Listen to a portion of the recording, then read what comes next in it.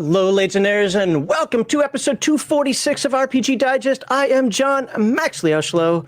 Along with me today are Brett Heathen Dog Grismer, Kevin Boomgun Siembieda, and the Colonel Jeremy Colantonio, who will join us for another episode of Gamer Talk. I'm going to get that crap off the screen while I read this. Today, we're going to look at some world books and talk about how they're amazing resources for any Rifts player, game master, as well as any referee, storyteller, game master, judge, game mother, even if you play Alien, for any game you play. As always, we're extremely grateful that you are here with us today and sincerely thank you for your time and support to both Legion of Myth and Palladium Books. Now, before we get started, let me knock out the rest of the announcements here so we don't have to deal with this again. Please consider supporting Legion of Myth or its charity, the Wounded Warrior Project, through the links in the live stream's description, and I will give Kevin and Jeremy a moment to talk about their charity in just a moment. Or if you're watching this after the live stream ends, click that big old donate button next to the video, if I remember to set it up this time. If not, hey, super thanks are always great. Rumble rants and super chats, less than $20 will be read at the end of each segment or topic, while those are $20 or more, I will read as immediately as I can without derailing the conversation or topic. You're feeling extra frisky?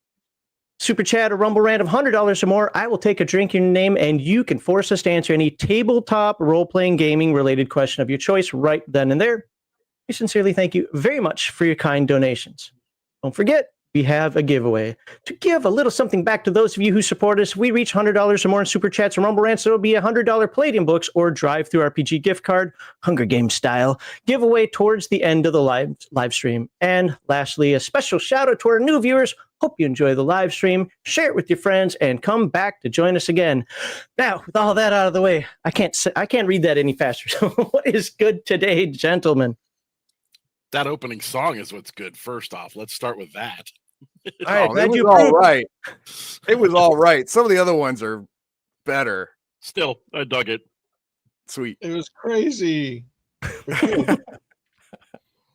Hey, you know what?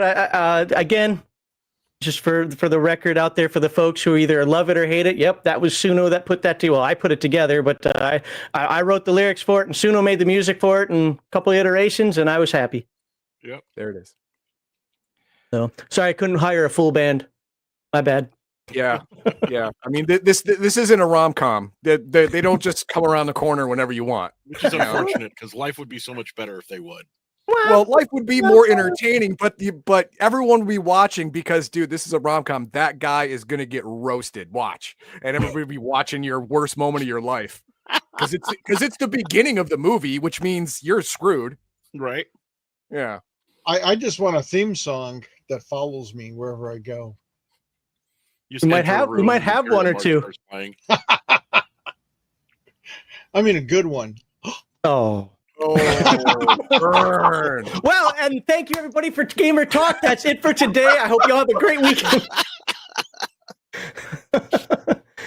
All right, let's knock out some of these super chats here, and then Kevin, I do have it ready to show here. I'm kind of blindsiding Kevin with this because he had no clue he was going to do this. But if you want to talk about Brick, I can bring that up, and we can talk about that real quickly. Talk about the charity you guys support as well.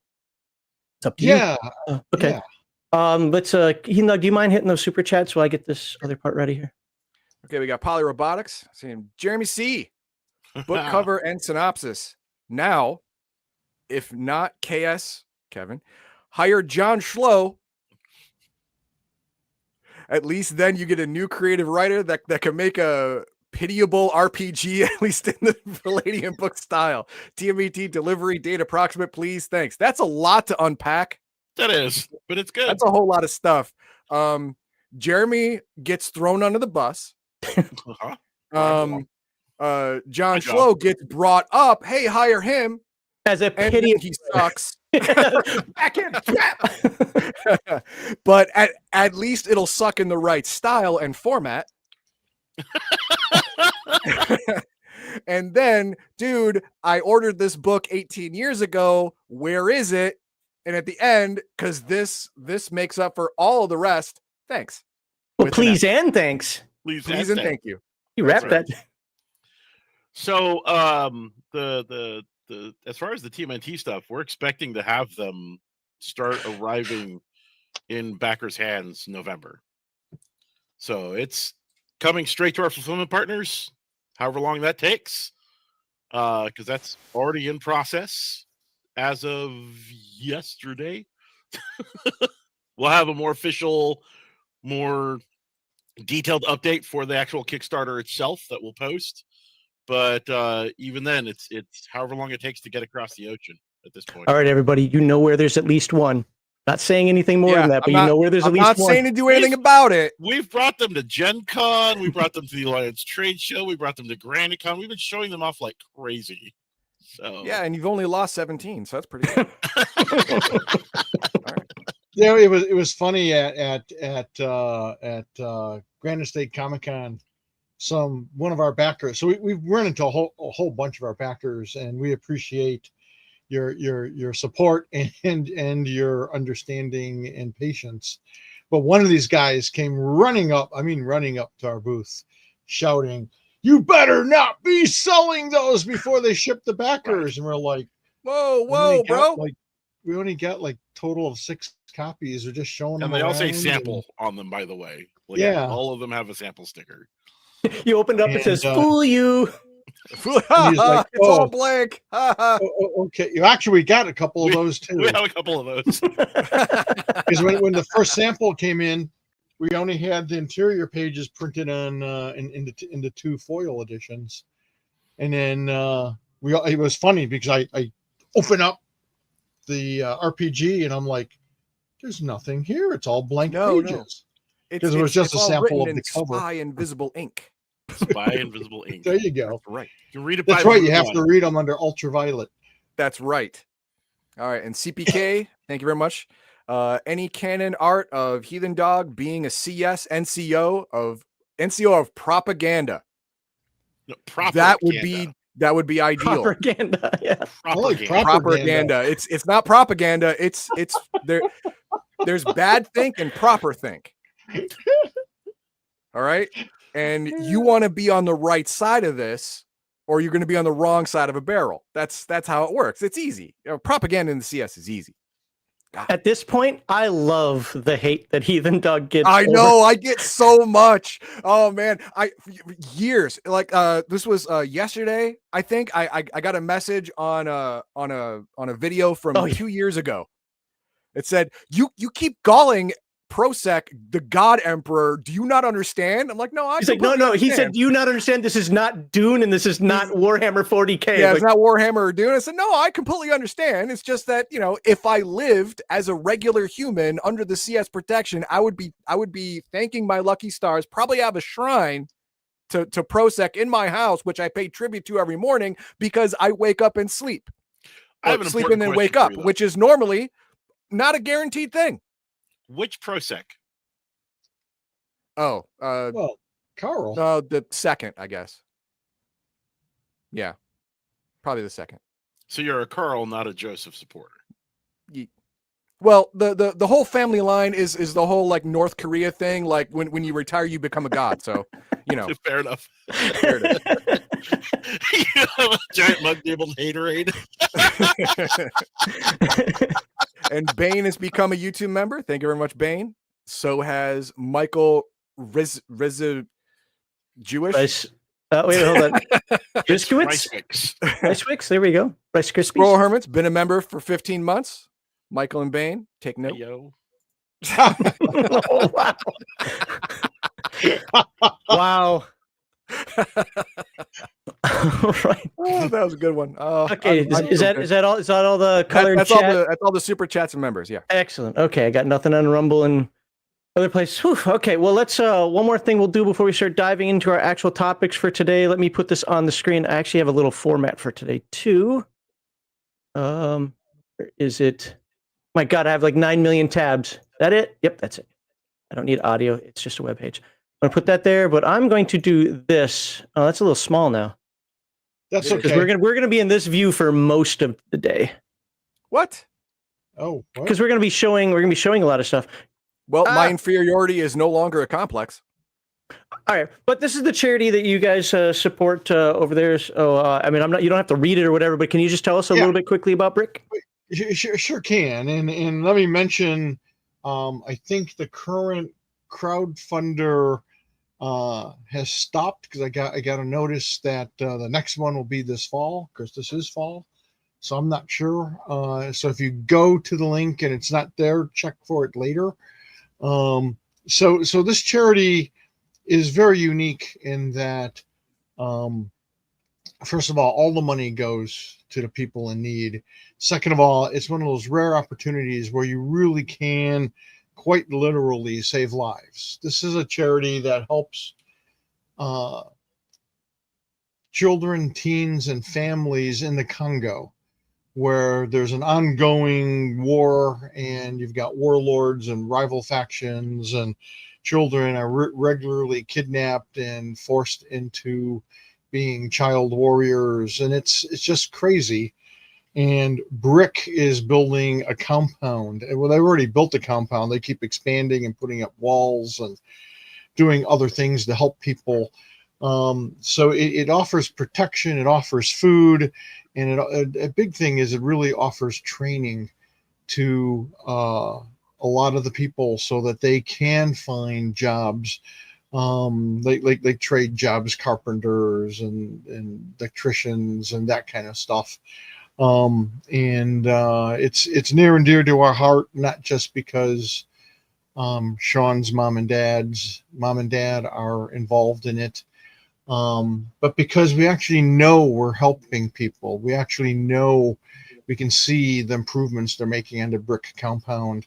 We know that the people are being helped, and it's nice, and it's just a great way to directly, when you, and I'm not saying you shouldn't donate to big corporate charities, like I regularly support the Toys for Tots and St. Jude and a few others, but you always kind of wonder how much your money goes to the actual kids and that kind of thing, and how your money is being used. And with this, it's going straight to the people in need, where it buys them safety and in some cases life. So if it's not active right now, watch for it when it's coming back, and please support it. If you just toss in $10, if we had 100 Palladium fans contribute $10, that's a lot of money for them. And if you can do more, great. But if we had 1,000 fans kick in $10, it's $10. It's not a lot. So that's it. That's the end of my pitch on that. And if you go to the Palladium site, you will find the the weekly newsletter there. I don't have it zoomed in too much to show it, but you can help here. You can help here. Either way, you can donate right through the Palladium site. I don't have a link for you, but you can get it there from the weekly newsletter. Yep. All right.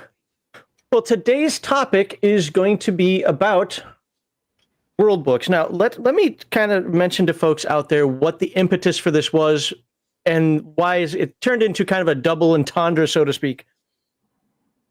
I was making some songs for riffs as a little side project to clear my head, and all of a sudden I found myself becoming invested in riffs. It only took like 8 years, but 8? Okay. Like I was like, that actually sounds pretty interesting. Wow, that song came out so cool. I kind of want to know more about Triax and the NGR. What does Stahl Blake Fry mean, or what the heck that German nonsense was? So well, on top of that, we're on the last few hours of a sale that these guys are having now. We're not just doing this for the sale. You can buy these books at any time. But what we're gonna try to do is we're gonna try to mix the two here. Convince me as to why I need some more of these books and how it'd be great for me to run these games, and convince you at the same time. And maybe, and I'm gonna have them on the screen here in just a moment, we'll go through each of the bundles of holding. You can't get a better deal than this. If you really want these books, this is the time. And I think you've got 24, 48 hours left to do this. Yeah, the only time you can get a better deal is if this stuff fell off a truck, and the FBI's coming. Just let you know. And bear in mind, these are PDF versions of the books, right?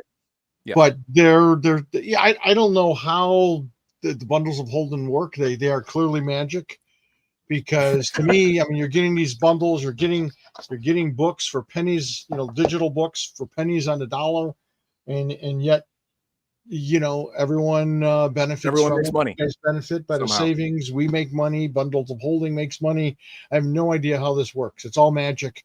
So Some take advantage. magical rat hole in Guatemala gets money. I don't know. Maybe. So I don't have any particular world books that I want to cover. I just what I'd like to do is to show off each of these bundles. I'd like to just pick one from each bundle that we can talk about. If we have more time, we'll do that later. Obviously, if you guys have any questions out there about whatever book or whatever, particularly a book that's in this bundle, then we'll get to those as well. But so if we start off here, we've got the core mega. Now let's look here. As of this live stream. So if you're watching this later, it's less time. 1 day, 12 hours, 41 minutes left to get in on this. And it's $19.95 to get the Rifts Ultimate Edition. 3 Rifts guides and kits. Don't let that fool you. Those are 3 additional books. This list could be longer. And Index and Adventures Volume 1 and 2. It's a whole bunch of books here. And Kevin's holding them up there. And if you want more, scroll down to the bottom. I always miss this part. Where's the additional? If you pay $40, that price has gone up. But that's how bundle of holding works. If you get in early, you get the lower price. I think it was $35 when we were looking at it before, wasn't it, Heathen Dog? Yeah, now it's $42. It was much cheaper, yeah. But hey, for that many keeps books going. is still a steal. Yeah, right. You're exactly right. So is there a particular book in here, Kevin, that you think needs a bit of love that folks should know about when it comes to fun at the table? I forget. I can't read which ones are. So we have Rifts Ultimate Edition, obviously the core book, and we can talk about Rifts core lore as well. 3 Rifts guides and kits, Index and Adventures Volume 1 and 2. Oh, okay. Oh, there it is. Yeah. Rifts Black Market.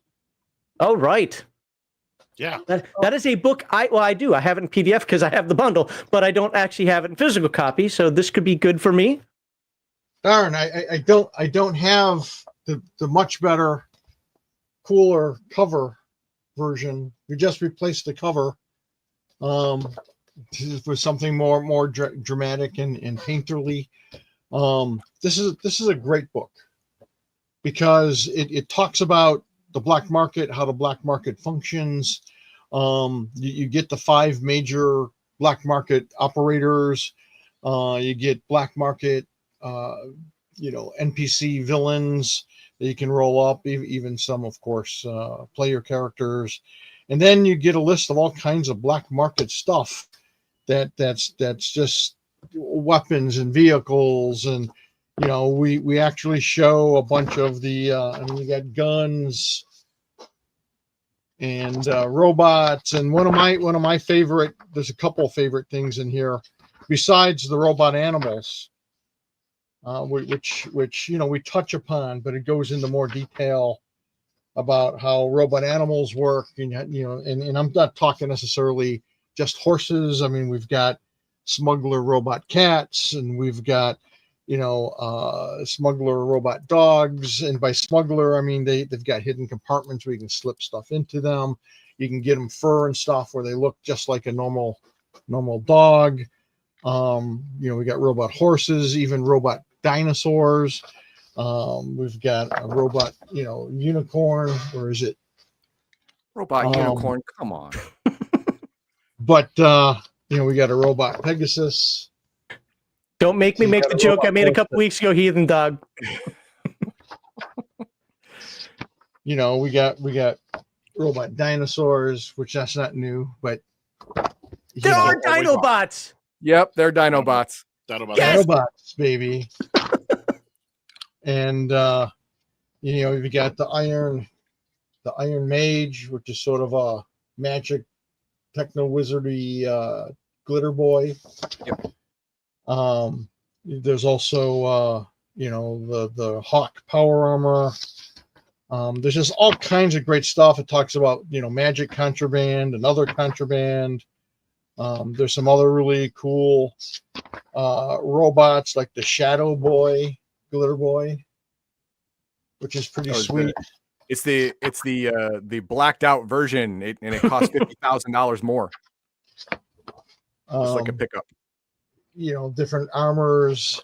it's a great resource. And the thing is, the black market is kind of, has their hand everywhere. So yeah, and the thing is, if you look at all of the o.c.c write-ups when you're making your character, almost every single character gets 1d4 black market items. Right. But in the original Rifts book, it didn't really give you any clear direction on what to do with that or how that can be utilized. Is it just trade between folk but no, now there's an actual black market you can visit, you can trade, you can sell it, you can, buy other stuff, like it's a resource that was needed because of how the o.c.cs were written up and what everyone was given. So yes, it will be it will be a boon to every table just because everyone starts off with black market items. And there you go. It's fun. It's just fun as hell. It's a really fun book.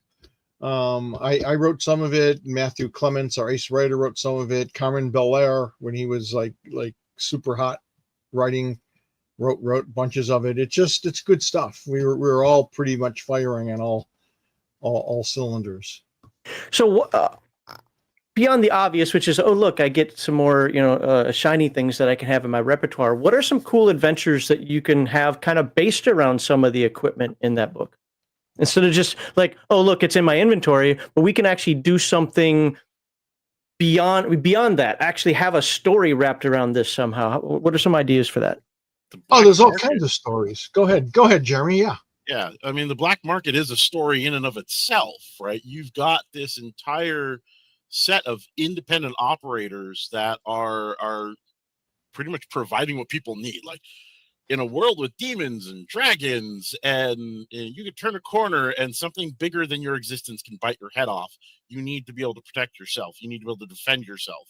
And, not everybody can get a hold of, Northern Gun or Coalition gear. So that's where the black market steps in and says, well, maybe you don't need that, but we got what you need. So you could easily be someone who needs something they have, or maybe you're one of their suppliers or their runners. You're trying to get these products into the hands of people that need it. We think black market, we think bad guys, but this is risk we're talking about. That line is very fuzzy when it comes to what people need. And that always makes really fun, complicated stories with a lot of depth.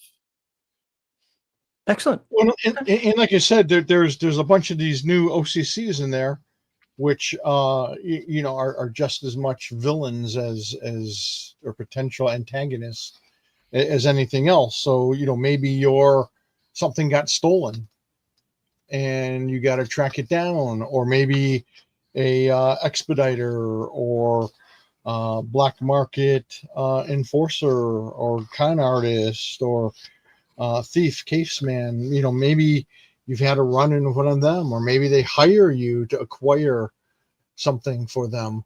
And by acquire, I mean steal.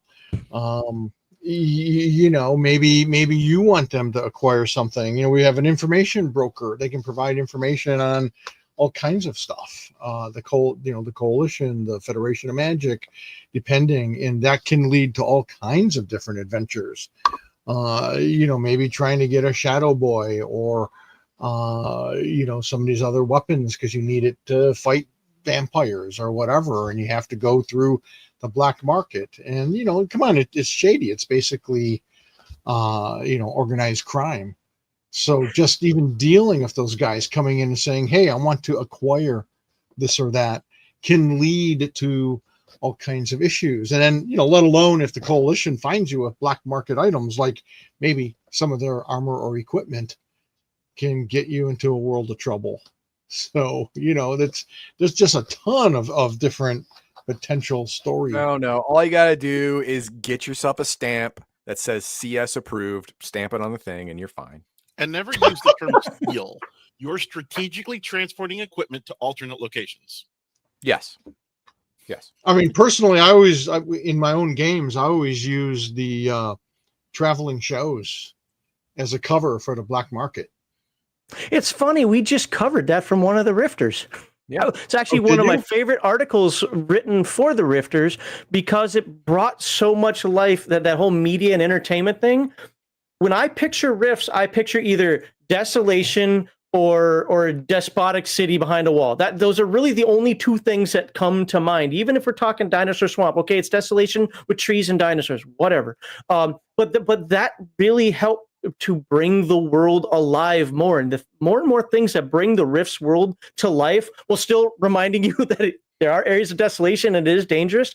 I think that stuff is fantastic.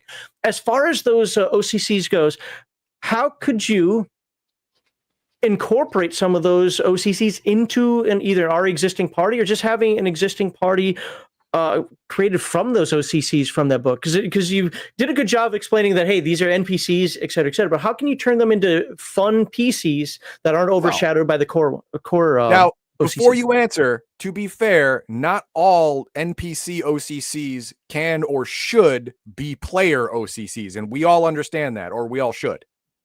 So please continue. Jeremy, did you want to say anything of that, or should I mean, just jump in? No, that one's pretty much tails back to what I said before. I mean, those are all OCCs with their own story hook already incorporated, right? So if you have a whole party that's all working for the black market, well, That's your campaign. that's your campaign, right? Yeah. But what happens when it's just one or two, right? Do the other members of the party know that you're associated with the black market? Are you using them as a mercenary or adventuring group to kind of move your product around? You know, there's so many opportunities to utilize that. Or maybe they're using you, like the rest of your party's using you as their go-between to the black market to help supply their operations. You're their guy. You know, there's so much you could do with that. That's just Well, tons of and don't forget, it's obvious in Dungeons and Dragons, most famously, I think, where your adventurers go out adventuring and they slay the big bad guy or big bad monster, and they get all kinds of loot. Well, in Rifts, where do you go to sell that stuff? You go to the black market. Maybe you're not going to get top buck because they're going to resell it, but maybe you can trade it. And in my mind, always, if you're trading goods rather than just going for cash, you're going to get a better deal. So maybe you're going to get, 50% more or 25% more if you're trading for product rather than cash. And that can work out really well. And then, either all your guys could be members of the black market, or some of these guys, some of your players could be members of the black market. And again, using a D&D analogy, because that seems to be what most people know, it's not very much different than having, say, a thief in your party, or an assassin or a spy. Those guys working for the black market, sure, maybe they're your teammate and maybe they're going to be helpful and loyal to you, but at the same time, they've got an allegiance to the black market, which is basically an illegal, smuggling ring. So, you can get jobs out of them, where your fellow player says, hey, the black market reached out to me, or maybe he doesn't identify that the black market reached out to them, but he just, hey, I got information about a cache of this or that, or some evil mages. And that's the thing, is you don't have to make it that your player group is doing nefarious things. They could be doing good things, like maybe like Robin Hood. We only rob from demons and evil DBs, or only from the Coalition, exactly. Or the Federation of Magic, which can get you into all kinds of trouble, all by itself. But that's what you can do, and you can always be out to undermine the Federation of Magic or the Coalition or some other either evil group.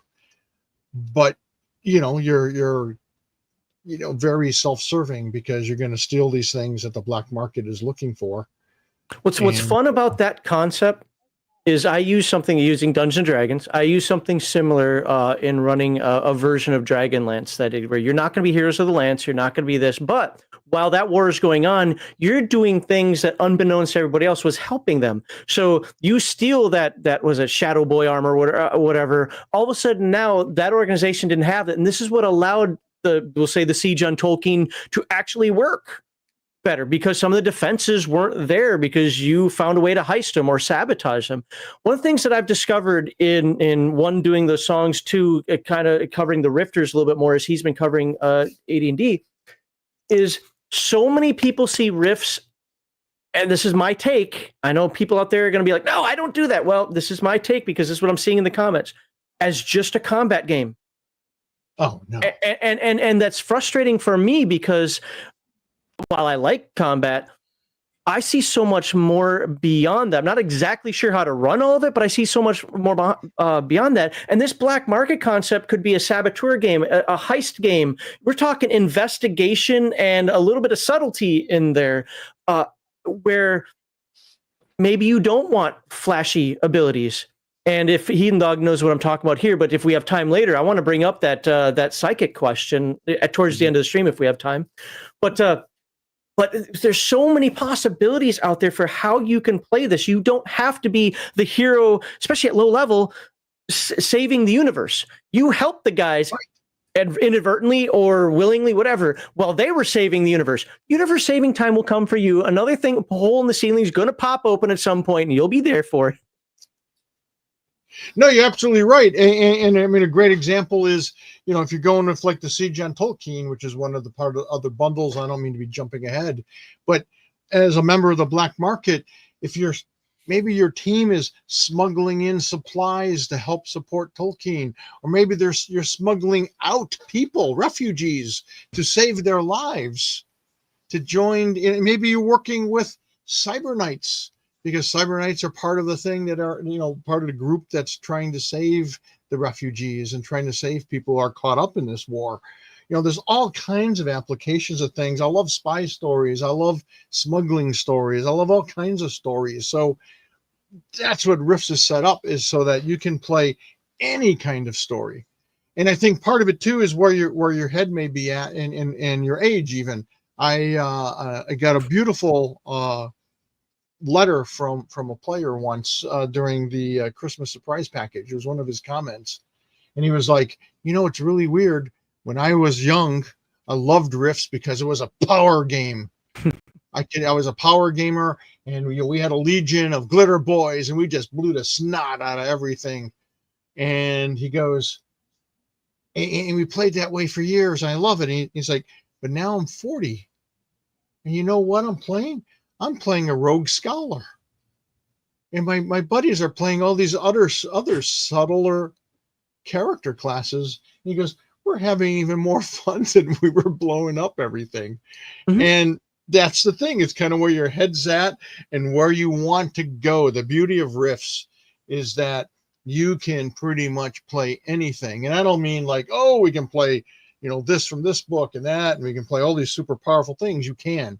But you can also play all kinds of fun, simpler, subtler things. And I'm not a big fan of, I love movies that are done well, and stories and novels and comic books where you save the world.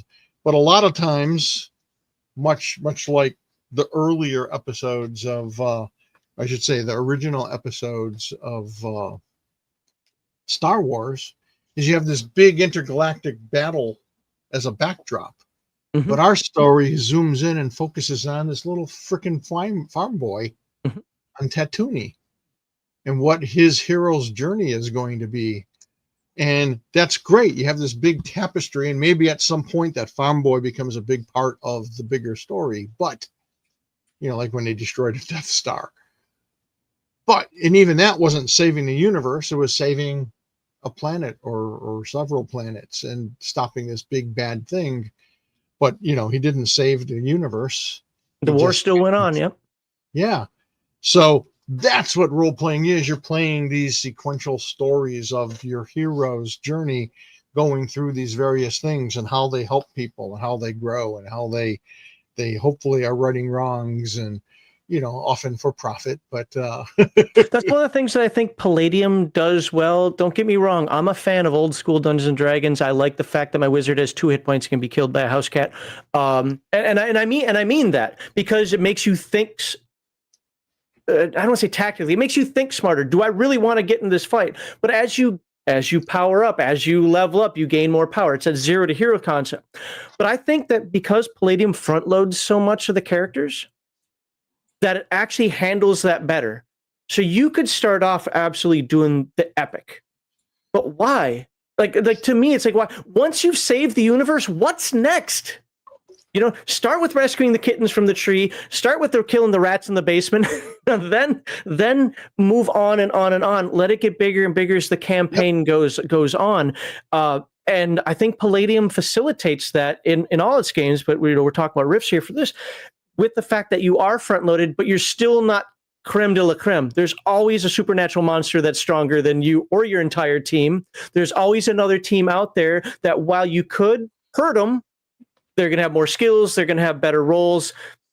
It's one of the things I like, because D&D, a first level character is not touching a 15th level character. It's just not happening. But in Rifts, a first level character, it probably isn't going to win, but he is still a concern for a 15th level character, especially with the right gear. And I think that allows that hero's journey in however use the game master wants to incorporate that. Yep. Okay, well, I put the link in the, hopefully I remember to put it in the description of the video. I don't think I did that for the live stream, but hopefully I do it for the videos afterward. But I did put the link in the chat. I cannot talk. In the chat there. So if anybody wants to check this out, please do. Heathen Dog, Jeremy, Kevin, any final words? We can always come back to another book if we got time later, but any final words on this collection here? Anything you guys want to say? Let's see. The Rifts Bestiary is an excellent resource for game masters, because what I've heard a lot of people do, and which no one should, is hand wave wilderness travel. No, bad game master. Stop it. The Rifts Bestiary is going to help you in this wilderness travel, and it's not all just mindless carnivore killers. There's also intelligent folk in there who are probably not going to be nice, but aren't going to be immediately fanatically cannibalistic on you either. So there's options and such. So if you hand wave overland travel, then get the Bestiary book and stop doing that nonsense, and your group will have a better time. And one of them is going to say out loud, "Damn it, why isn't anyone a wilderness scout?" Yeah, that's true. And same thing with Rift Sourcebook 1. You're looking for opening adventure. That's a great book for that. And again, you'll say, why isn't anyone a wilderness scout? Yep. Well, I think you guys just put a lot of pressure on me, Heathen Dog particularly, because I have 3 creatures. Hopefully you can't see my pencils on there because I don't want to spoil it, that I'm going to be covering out of Rifts Bestiary 1. And the first one already has me going, okay, I was not expecting that. Good. And well, no, that and what I'm going to do when I cover them, if I cover them, when I cover them, is going to be, I'm going to give 3 hook, line, and sinkers for each one that are completely different from the others, so you can run it. This is what you do in a city campaign. This is what you do in a combat campaign. This is a surprise encounter, something like that. I haven't decided how I'm going to do it, but I've already thought of, unfortunately, too many for a couple of these creatures. Like, oh, I can do this. Oh, I can do that. Oh, I can do this. And it's like, okay, stop, calm down. You only get 3 because, we only have so much time on our live streams. But if you just take a moment to read through the bestiary and find something in there, you'll be like, oh, I've got some fun ways I can use this. It's not Street Fighter. It's not round 1, fight. Dun, dun, dun, dun, dun, dun, dun. No, there are ways that you can incorporate these things subtly, surprisingly, investigatively. Like, please clear this thing out of our house. Whatever, however you want to incorporate those things, just read through them and understand the creatures. Yeah, I agree. So one of the things, I guess, is sort of my own personal mandate. Whenever I write anything, especially creatures and villains, I want to build in hooks. So it makes me very excited and happy, Max, to hear you say, I just get all these ideas. You could do these 3 things or 5 things or 20 things. I got to like tell my brain, stop. You already have the 3 you need. That's what I want. I want to have elements in all of our books and in every creature that inspires ideas, that inflames your imagination, and makes people go, oh, I could do all these different things. Now, which one do I pick? That's the beauty of role playing. What's great is the area you're in can help decide some of that. The party that you're dealing with can help decide some of it. Decisions that have been made in the past can help decide some of that. Yeah. All right, Jeremy, any final words? All right. You want to hit that super chat? I got some chat. Thank you. I got some chat here. First, we have CPK for $5. Thank you very much. And he says, yes, using barter on black market instead of credits. Yes. I mean, just using to trade instead of just getting money is a social adventure in itself, because at that point you're going to be bargaining. And information is so important. Oh God, yes. Especially if you're trading something physical for something not. If you're trading for knowledge or intelligence or a map or something, like the where you want to go and stuff like that. So yeah, it can get a lot more exciting. So yeah, I mean, if you can do that, definitely do so. And yeah, then, if you want to die in my game, go in blind. My game with no intelligence. Yeah. Yeah, my games rely on some sort of research, typically. Yep. Me too. And then we have Michael. It was mentioned somewhere that the black market was a group of 5 houses or groups or clans or whatever, and that they had competitors that actively worked against the black market. Is there any mention of those specifically in any book? Yeah, in the black market. In the black market book. Absolutely. Yeah. There it is. I figured that was the answer.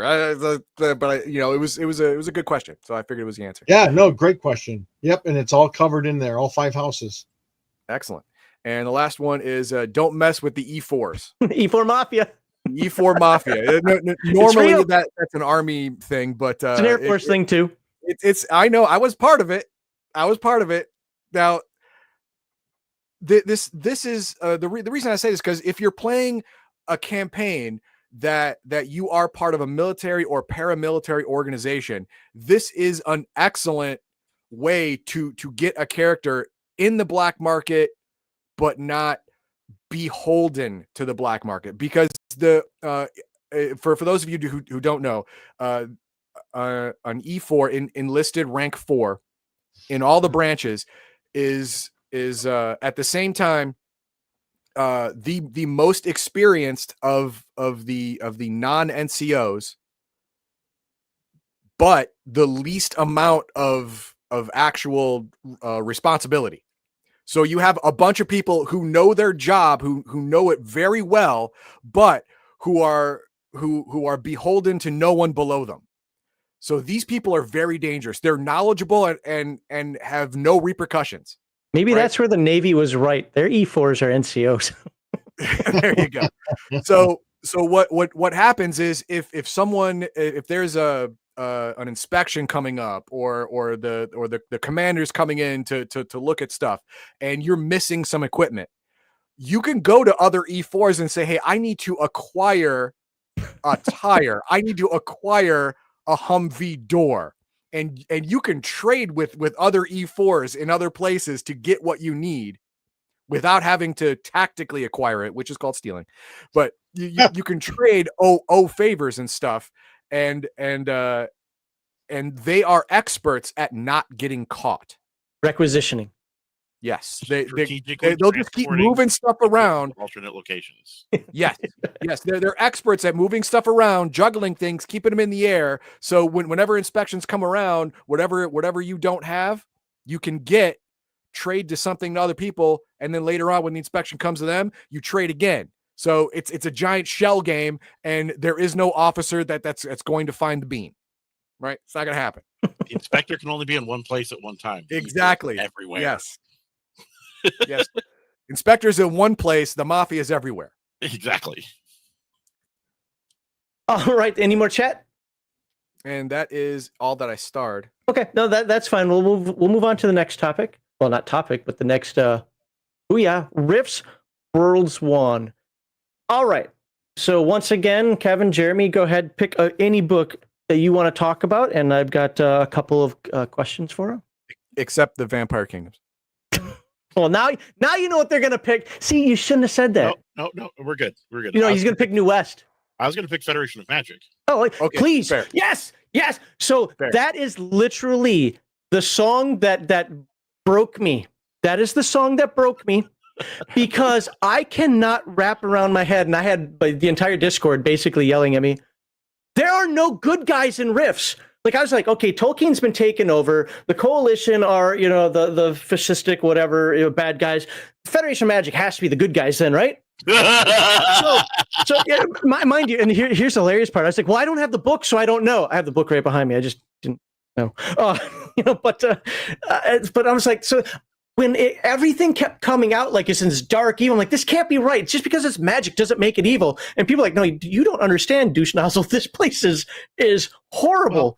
Okay, so the reason I say all that is because I would like for folks out there, kind of just kick us off here, the elevator pitch of what the heck is the Federation of Magic and why was I so wrong? The Federation of Magic is a collection of city-states, okay? Each of them are independently ran. They have their own governments, their own leadership, their own ideology, but they are unified in their pursuit of magic to do all of it. Okay. So with that in mind, they are far more fractured than any other group. And somehow I would say that makes them work, but in reality, it's a huge weakness. It's how Alistair Dunskin and the City of Brass have kind of over time branded themselves as a Federation of Magic, a true Federation of Magic. Whereas everyone else is like, we're just trying to survive and vibe. And Alistair's like, I got souls to steal and a world to conquer, right? But you've got city-states like Dwemer, where if you read through Dwemer's write-up, they have the power. If they wanted to, they could squish the City of Brass like a bug. But that's not their philosophy. That's not why they exist. That's not why they're doing things. Right? You've got Psyscape, which I see being mentioned a lot in the chat. Psyscape is a truly good city-state. There's an entire book dedicated to that, just because that is so much to it. But technically, Psyscape is within the area, the magic zone that the Federation of Magic claims to be the entirety of the part of, right? And yes, you can get that book. It's phenomenal. I highly recommend Psyscape because Psyscape gives you that light in the darkness. You want a good guy? That's them, right? In the Federation of Magic's cornucopia of stuff. So you have some light, you have the darkness. The Federation of Magic has everything from that one end of the spectrum, Alistair Dunskin and his truly notorious evil, to Psyscape's light and all of the complication between it. Those city-states each have their own agenda, their own way of trying to deal with everything going on. Heck, that's how we have dragon juicers, right? Everyone's trying to figure out a way to either one-up their competitors or just to survive. And the way you do that sometimes is by having something that hits harder. But so yeah, Federation Magic I like because it's not easy. It's a bunch of groups that developed independently of each other, and they are written just as complicated as that would be. Okay. So I guess what are a couple of like first session starting points you can recommend to get started quick? Like, you want to drop these people in a Federation of Magic, and within like the first 5 minutes let them know this is where you are. How would you do that? I would have them find a town on the edge of the Magic Zone getting raided by Mystic Knights. I was about to say the same thing. Nice. Well, now everybody knows how to start. There you go. Day one, your town's getting raided, and everyone you know is gonna die. It's the big trope. I'm angry because my ma and pa were killed by evil Federation of Magic douche nozzles who stole their soul to power their whatever. And Damn it! Now I want revenge. I want you to think of like all the old classic sword and sorcery, Conan the Barbarian, Beastmaster. All those movies start off with this mercenary army coming through and just looting the snot out of an area and taking what they want, right? Yeah. Those are the Mystic Knights personified, right? That's what they are, the organized military unit wielding power and justifying their own atrocious actions. And they make great bad guys because of it. Yeah, fair. Yeah, or it could be automatons, which are basically human-controlled golems. And you've got conjurers. You got all kinds of cool characters. Battle magus and again, like all of our books or most of our books, there's just a million different ideas you could run with. Another might be just passing through and encountering certain different types of mages, and helping them out, or rescuing people from something dangerous, something that got away. A demon or a monster, or even just a bad mage, or a necromancer, or whatever the case. Again, it's not like there's a mage behind every tree, but it's the magic zone. If you're ever going to find all kinds of different magic users, good and evil, that's the place. Yeah. And I started this comment only because it opens up something that I've noticed reading all these books.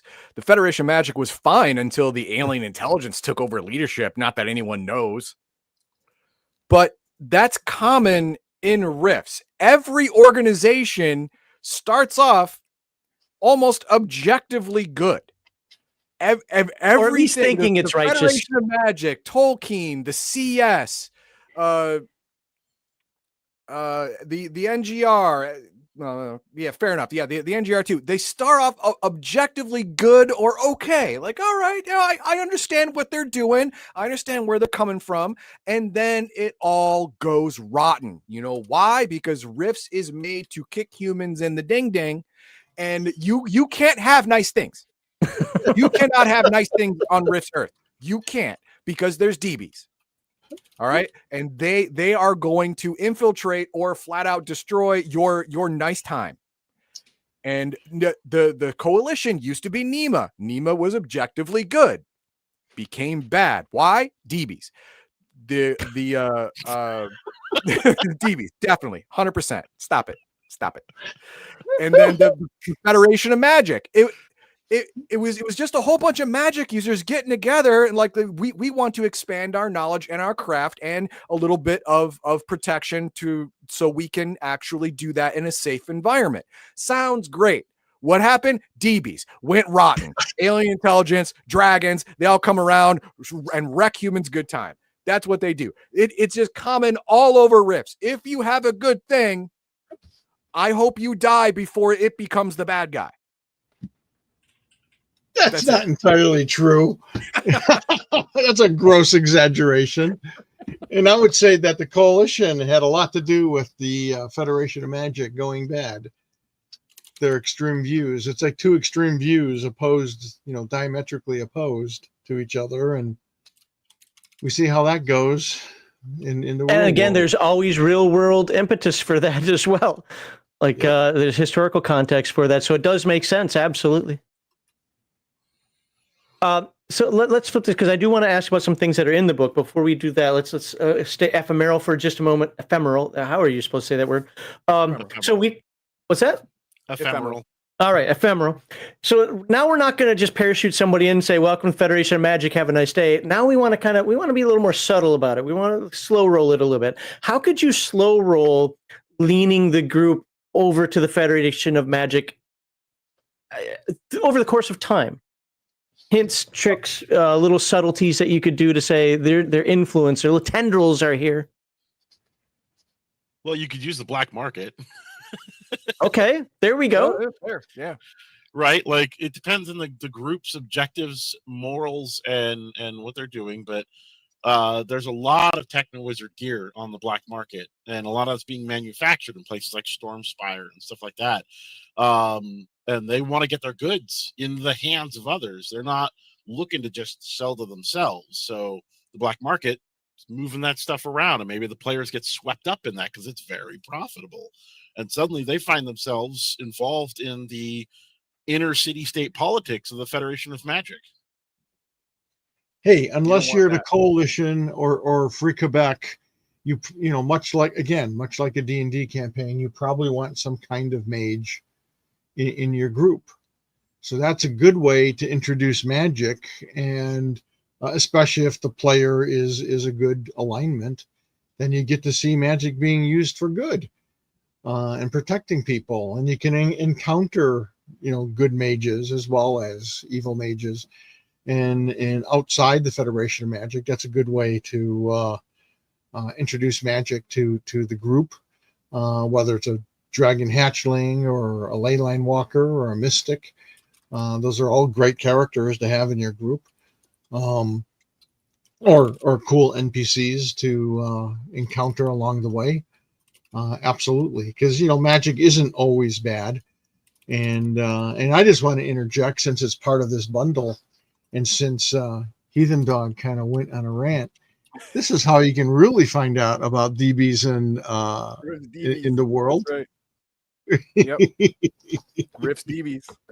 You can get it. I mean, it's not in the bundle, but you know, if you really want to portray dimensional beings, which is what it's short for, that your party may meet either by chance or by design, to be more than just some kind of paper cutout, bad guy or good guy, give them layers, little onion folk, then get the DB book to give, you know, flavor and nuance to your DB NPCs. Well, again, I know you weren't as enthralled before with you it shoot them dead.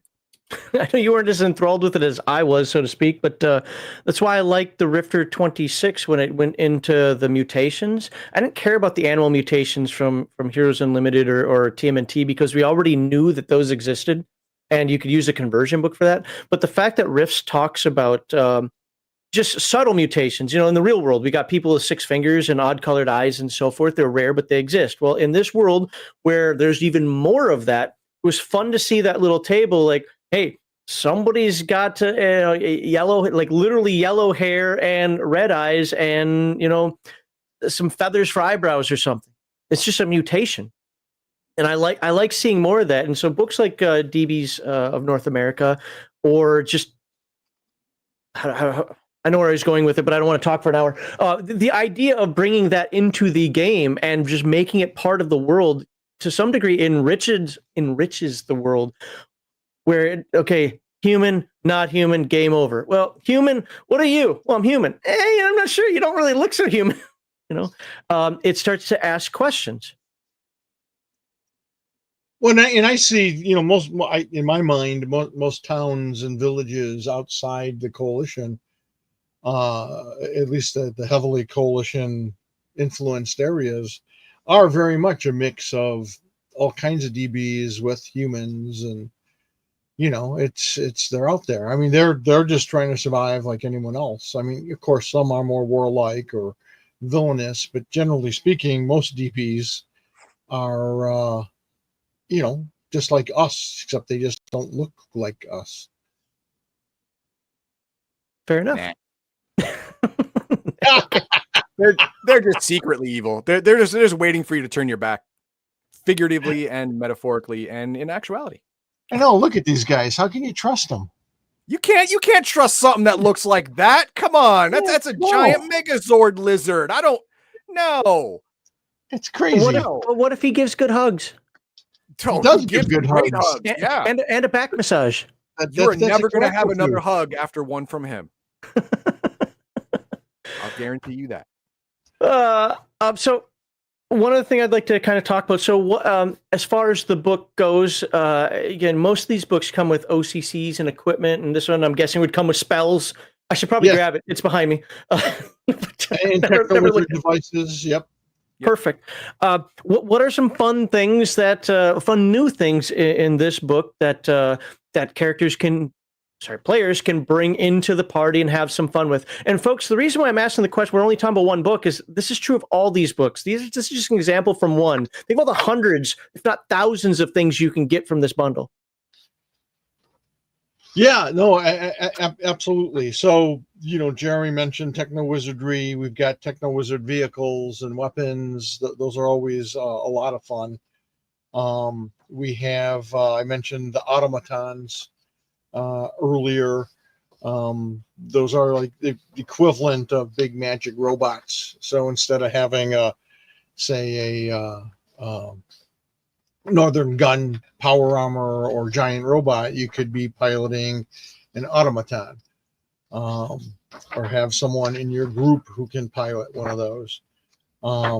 There's all kinds of cool stuff in there like that. Not to mention the different, like you said, there's obviously different o.c.cs, and there's some new magic spells and other stuff in there too. We always try to give people a variety of things. Now, is this going to be one of those where people argue constantly that no, those o.c.cs should be NPC only, like necromancers and so forth? Or are they actually things that people are going to be able to say, hey, this is going to be fun for our group, let's add it? I think in most of the cases, there's a couple that are kind of designed to be or suggested to be mostly NPCs, like the Mystic Knights, because they're pretty much villains. And yeah, they're all murder machines. Yeah, I mean, they sound nice. Mystic Knights has got a nice ring to it. It sounds very, very like King Arthur-y. It sounds great until you see one and you're like, oh no, they're Riff's orcs. Okay, got it. Riff's orcs. Okay. I think of more as Nazgul, but fair enough. Yeah. Fair enough. There you go. Mystic Knights. Yeah, okay, you know what? See, riding? I hate to say this, but you know that I'm the necromancer guy. I look at them like, that's awesome. How do I do that? How do I do that? Well, it's in the book. Yeah, there you go. I'm glad that I have it, even though I kept saying I don't have it. I'll have to look that up. No, so that's interesting. I do want to. I'm going to jump to Psyscape for a moment. I'm going to make Heathen Dog talk about something. Okay. There's a Meatbag, and I think is actually in our chat. He had such an amazing answer. It was book length, but I love those kind of answers. So I want, and I'm doing this for learning. I'm not doing this to call out a commenter. I'm not even going to mention his name. But somebody put, when we were covering one of the Rifters, somebody put that, hey, there's a problem with Psionics in Rifts, and that it is so underpowered, it's worthless, and these Rifters and books like Psyscape, et cetera, yada, yada, have to come out in order for anybody to want to play a psychic because they're garbage. And so now the mentality was, you read the entire chain, like even Beat Magnet's response? Okay, so maybe you can explain what this guy was trying to say a little bit better, because I want to represent his side well, but then find out where's the truth in this. All right.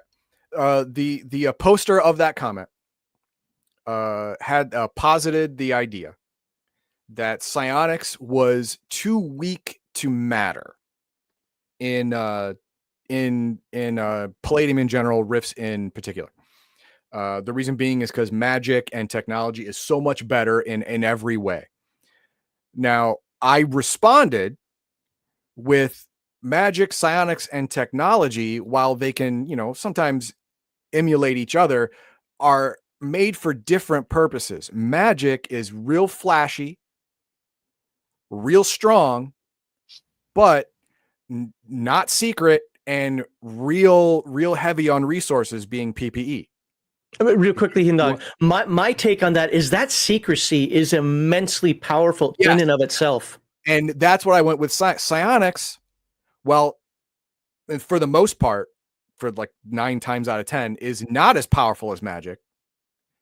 But you do it, it's secret, it's covert, and it's cheap for resources, ISP. Generally, psionics are cheaper than magic, and that's the difference. I mean, later on, he responded to that. I responded again, saying that you have to get the idea of psionics is a combat tool. It is not. It is a multi-tool.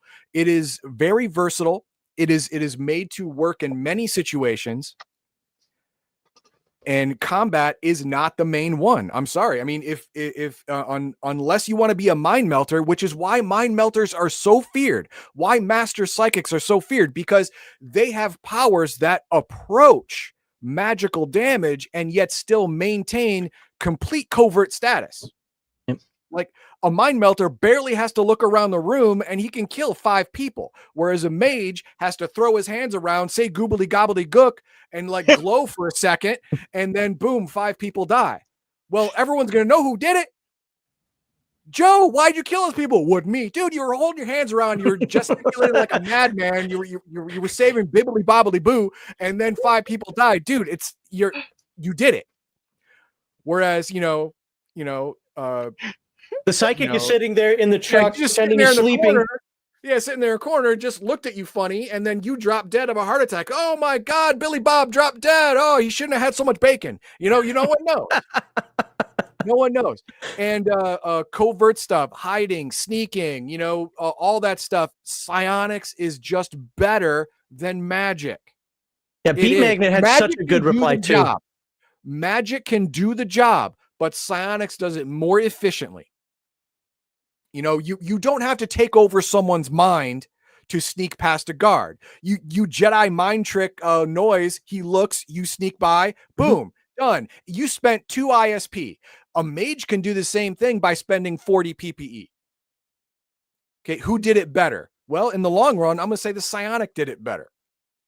If you need information from someone, yeah, you can have your full conversion cyborg, point a minigun at his head, start spinning it up, and he'll talk. But people are gonna think some things about you after that. You can have the mage, do all this flashy nonsense, like summon demons and stuff like that to scare him into talking. Yeah, you can do that too. Or you can have a psychic come in there, ask him a question. No, he's lying. Ask him a question again. No, he's lying.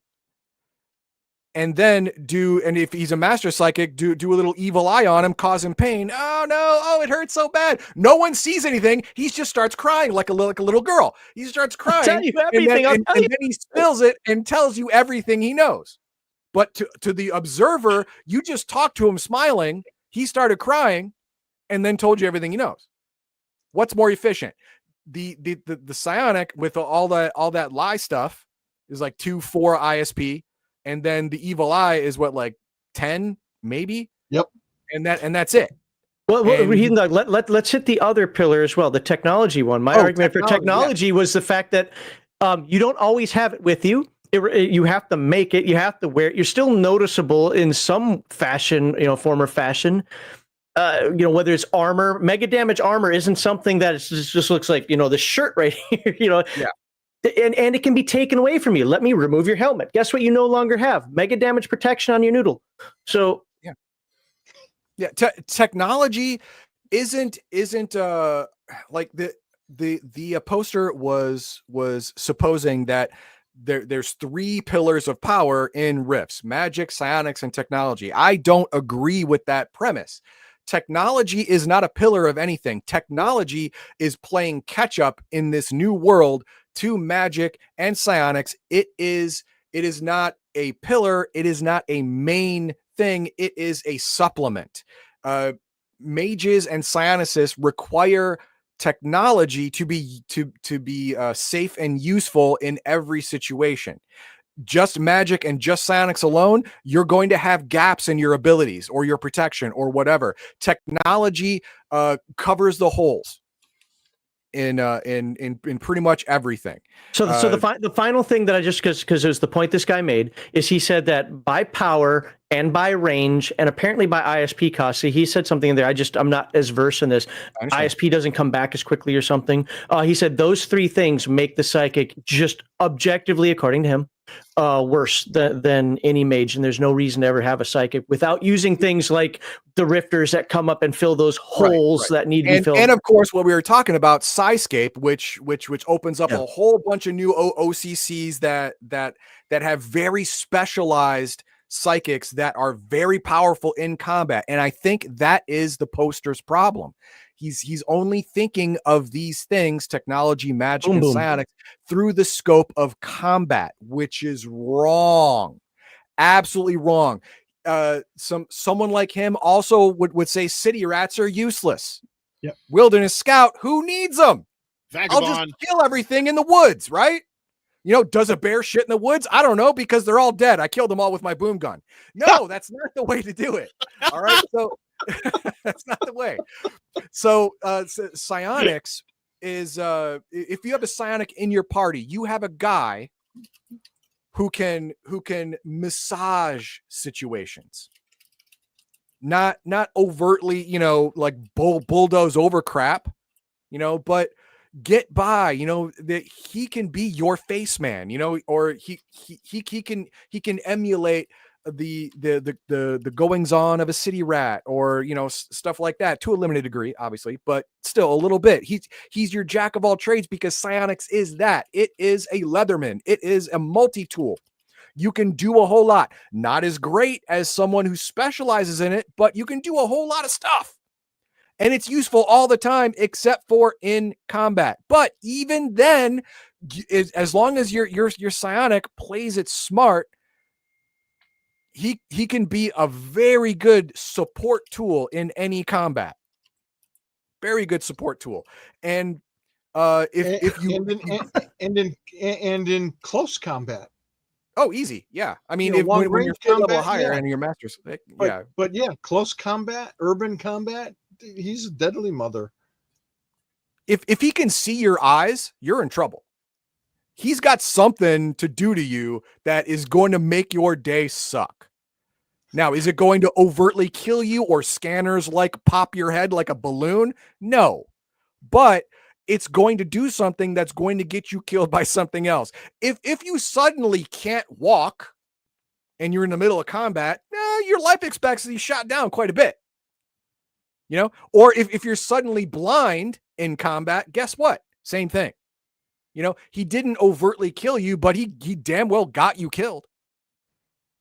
You know, so if you go into psionics understanding that okay, it is not specifically for combat, then you're gonna have a better time. Your mind is gonna be open, and you're gonna have a better time, because the Psyscape o.c.cs, while they a lot of them are very combat focused, but it's because their psionics are very specialized. So you don't get the multi-tool approach. You get the I'm just here now. This is where I live. You know, I'm basically a Rift's Jedi in one of them. Like, this is where I live now. But you don't get all the other cool stuff. Okay, so with that, is that a common misconception? I know what Heathen Dog was expressing what was going on in that chat, or that whatever. Is that a common misconception that you hear, and what do you say to anyone that he may not have covered, for people who do feel that psychics are underpowered? So first of all, I want to thank Heathen Dog for his passionate response. I agree of 99% of it. It's absolutely correct. No, in fact, it's funny. I often say everything is a matter of perception and degree. So clearly, from this individual's perception, psionics is a waste of time. I more often get, Max, people saying, I don't allow psychics in my game, especially mind melters, because they're too powerful. That's what I hear all the time. And I disagree with that too. But yeah, you know, in my group, when people encounter in Palladium Fantasy, it's a mind mage. In Rifts is a mind melter, but they're essentially the same thing. People start to quake because, oh shit, it's a mind melter.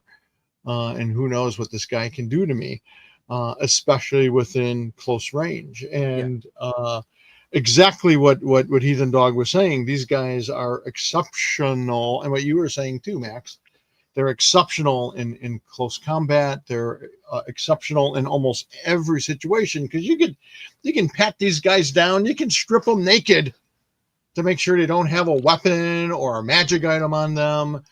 You can bind their hands. you can gag him. You gag a mage, he's in trouble. These guys, they have powers of the mind, for Pete's sake. He can still create, biomanipulation. You could blind them, and they're still like 87% combat effective. Like that's the way it is. They can, those who are powerful enough, like a mind melter, can create a psi sword, which is also what she has in her hand. She has a psi sword and a psi shield. That's a weapon they form out of their, energy of the mind. That is basically, for lack of a better analogy, is kind of a lightsaber. Yeah. You can have that guy tied up, and it better be chain or some kind of fiber. That's a m.d.c thing, because otherwise, if there's a dagger or something around, he might be able to use telekinesis to bring it over and cut his binds, or use telekinesis to put that sword right between your ears. They're awesome characters. But yeah, are they long range? Can they go up against a glitter boy or a legion of Samus? No, but again, if well run, depending on the situation, maybe. So, and in fact, the reason I was holding up this book is this book has more. It's got 50 new psionic abilities, and for power gamers, this is not for you, because those abilities are all very subtle, and they tie into the manhunters, and so they're abilities that help the manhunters, hunt down their targets and kill them. So, and the thing I think people miss about psionics too is, from day one, I've always been fascinated with psychic abilities, and so they're very much based on, I hesitate to say real life, because a lot of it's conjecture, and that not things have been based, Provable facts have been provable, right? Yeah, thank you. Proven in a lab, but there are all kinds of mind powers, from pyrokinesis to hydrokinesis to telekinesis and levitation and reading minds. Again, Heathen Dog, you really touched on it so very well, covered it very, very well. So yeah, and that's the thing too, is try not to let your psychic characters be too dominant in the game. But a player who plays them well, they're deadly as hell. And they make great assassins, they make great spies, they make great thieves. Yikes. And they make great heroes. I don't want to make them sound like they're bad guys now, because they're not. All right. Yep, there you go. Well, now we covered two books sort of in here and the stuff. Jeremy, anything you want to jump in on? I know you had to step away for a moment. Anything you want to jump in on, or do we beat that one down? No, that one's actually pretty well gone through. I'm glad you guys touched base on psionics. That's fantastic. You all made great points. Yeah, I'm the guy that's nervous about psionics, so I run a lot of TMNT and After the Bomb back in the day, and I never allowed psychic characters in the game. And it's one of the things that to be fair, I've never liked psychic powers in any game ever. Palladium's the only one I can tolerate them, because I don't like action without consequence. Without some sort of, you go boom with a gun, somebody knows where you are. You're a mage, especially in D&D, where a lot of people don't follow the rule, but you can't move. You have to stand there and go blah blah blah blah blah. There's risk reward in that. I don't like the lack of risk reward for any game ever psychic character. So I struggle with that across the board. But these wackadoodles all around that you see in chat and on the Discord and you guys and so forth, you got me this close to saying it's not so bad. So remember, there's a lot of people. A lot of people have minor psionic abilities, and a lot of those are revolve around sensing. Yes. Right. Yeah. Being able to find danger so you can avoid it. Right. Yeah. So cheating. All the crap I put in the way of not cheating. Right. No, if you look in the Rifts book, there is a percentage chance, 5, 10, whatever, that any character can be a minor psychic. Yep. With no detriment whatsoever. You get like one power, right? You get like minor, like minor telekinesis or aura reading or whatever nonsense like that. You know, Yep. you get some little thing. It's not going to be game breaking. It's just going to be another tool in your tool belt. And that's the nice thing with Rifts, because Rifts has everything, the kitchen sink of RPGs. No one thing is ever going to outpower everything else. There's always multiple things that can counter them or create consequences. And by the way, that's something that's fantastic, because I get really annoyed with games that only have one counter. So you build that perfect character, so to speak, and now it's like, the only way I can stop you is by doing this every time. And you're sitting at the table going, no, here we go again, same thing over and over again. You're absolutely right with and Palladium across the board. Like my experiences with Robotech after the bomb, Palladium Fantasy and so forth, there are always multiple ways of stopping a mage, stopping a man-at-arms, stopping a psychic, and so forth, or at least challenging. I shouldn't say stopping, I should say challenging them. And I absolutely do appreciate that. Well, and I just want to say, you know, psychics can be great support characters. You know, that's the capacity I see people use them a lot in. Again, especially with groups that play well as a team, where the psychic is like, do you sense evil? Do you sense a presence behind the door? Or, you know, whatever the case may be. Do you sense magic? Oh, no, this guy's not magic. Or he says he's not magic. He's just a lowly, you know, wilderness scout traveling through the area.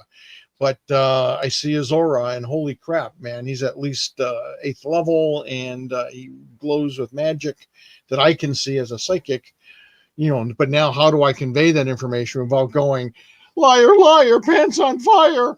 You know, so, you know, and likewise, even with the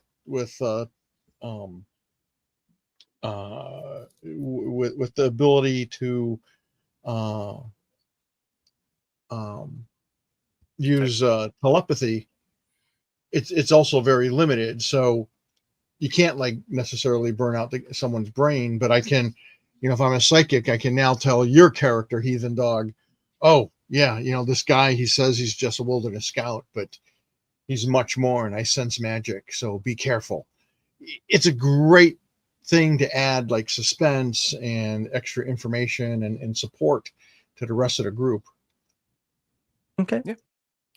Heathen Dog, can you get to a couple of those $20 super chats first? We should have read those a while ago. I should have done it while ago. Yeah, because I'm not sure what they're talking about now. Grizzly Beardo, thank you for $20. DBs of North America has so many compelling hooks. In my current campaign, one of the trusted NPCs may or may not actually be a principal juvenile demon dragon mage. Looking forward to flipping that switch to diabolic. That's horrible. Players hate that, by the way. They really don't like when you get an NPC and then the group starts trusting him, and then, no, I take off my mask. I've been a Scooby-Doo villain the entire time. They hate that. I'm right. It's fun. No one ever does it right. Polyrobotics, $20. Thank you very much. He has the Mechanoid Sourcebook 2 against Cyber Knights, OG Tolkeen War Book number 3, or Rift's Ultimate Edition. Which version do you allow? I didn't follow that. So he's asking about the Cyber Knights. Okay, for Cyber Knight versions. Okay, yeah. Because they are very, very different in the Ultimate Edition from the older editions of Cyber Knights. Right, because we added a lot more details. Technology thing. Yeah, you added the tech thing. Yep. Yeah, and at first I was a little reticent about the whole technology thing, but then I remembered, no, Cyber Knights do have a psychic aspect to them. I mean, the Psi Sword is a dead giveaway, right? It's still called the Psi Sword, so they have psionic potential, and most, not most, but a lot of the psionic powers are sensitive based. They are awareness type thing. And it doesn't matter if you're looking through a scope or directing a computer controlled targeting system. There is intent to hurt you when someone pulls a trigger or pushes a button. And a psionic would be able to feel that momentary danger, where it's coming from, and if they're trained, instinctively move against it. having thought that, I'm like, okay, I get it. I get it now. I'm not as vehemently against them as I was at first blush. I get it. Okay. So yeah, the newer version is doable. I'm a fan of the older version just because it's what I grew up with. So, shut up. But the newer version is valid and is a good use for a lot of people who look at the Cyber Knight and go, I don't get it. Why would I do this? Why wouldn't I be something else? Why would I be a Cyber Knight? I don't want to play a Paladin.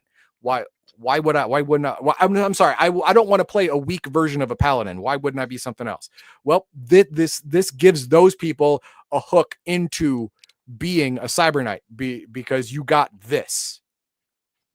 I could just be a juicer. Well, yeah, you could also live for only 5 years. Shut up.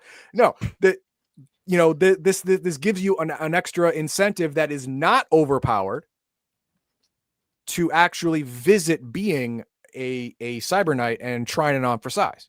So, okay, I get it. Well, I was trying to put the cyber into Cyber Knights. Well, fair enough. That's what happened. It's in the name. It is. There. And here we got another one from Walter. Laszlo. If there are any good guys in Rifts North America, the closest to that, in his opinion, would be Laszlo. No, isn't that Canada? You can't trust anybody from Canada. I'm trying to refute that. Hang on. You're failing. I mean, Walter MC's from Canada. There is a way to refute that. It's not immediately coming to me. It doesn't mean it doesn't exist. All right. But I'm just saying, like every other organization in North America, let them cook. They're going to turn full on bad guy pretty soon. And it's not that they're going to turn bad. It's every organization is complicated. When you get that big, you're going to have baggage. What's the baggage? The baggage usually is an evil dragon or alien intelligence infiltrating your hierarchy structure and rotting it from within. That's the usual game plan. Yeah, that's how it usually works. That's a lot harder to pull off, though, if your civilization is actually used to magic and doesn't outlaw it. Yeah. CPK. Well, I'm sorry. Go ahead. No, I was just going to say, part of it too is just absolute power tends to corrupt absolutely. Yeah. And so magic seems like absolute power to the user and a lot of observers. It seems like it. Yeah. Yes. CPK says, is it true Dinosaur Swamp is the only place in the Megaverse to time travel? In Japan? Well, I know it's not because I forget what book it was in, but it actually talked about how some rifts can actually simulate time travel by going to another dimension that seems to be forward or backward on the time stream from where you came from. I thought Japan was all about time travel. Like, wasn't Hiroshima or some crap? That was more of a time skip. It was 2 days, 200 years. What's the difference? Yeah. It was more of a skip, like you skipped over it. Fair enough. Yeah. So the answer is no. That's not true. Dinosaur Swamp is not the only place. Is it the most chaotic place? Yeah. Is there another place besides going through a random, seemingly time-shifting rift to where you can go forward and backward in time, but stay in the same plane of existence? That's a good question. I can't immediately think of anything. Here's what's going to happen. Kevin's going to say something like, no, I don't think so. And then everybody's going to put, no, if you look at page 22 and calm down. Calm down. What I was going to say is that, as everyone knows, I'm not a huge fan of time travel. So I don't do a lot with it. Yeah. The option is there with the rifts. You gave the option so the game master can do it if the players are going to react well to it. Then you can actually have a sliders type situation, where they keep opening rifts and they ended up in other dimensions, forward and backward in time, maybe, stuff like that. You can do that all day you want. There are only two instances of time travel that have ever interested me. The old show Travelers. Is that what it's called? It was Travelers, right? With the kid and his older Pocket brother. Watch. Yeah. And then Doctor Who, but it was built around that premise. I wouldn't want to play Doctor Who. No.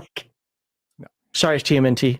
That's okay. Actually, I like transdimensional TMNT, but I do more sliders than time travel. But okay, we spent a lot of time on this. Knock out the rest of the chat for this, so we can move on to the next bundle. We're only on bundle 2, and we got 3 more to go through.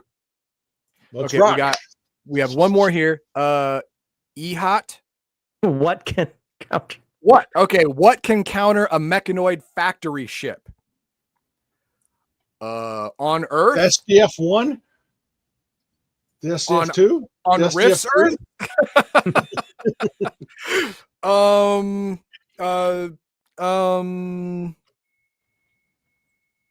There is no hard counter.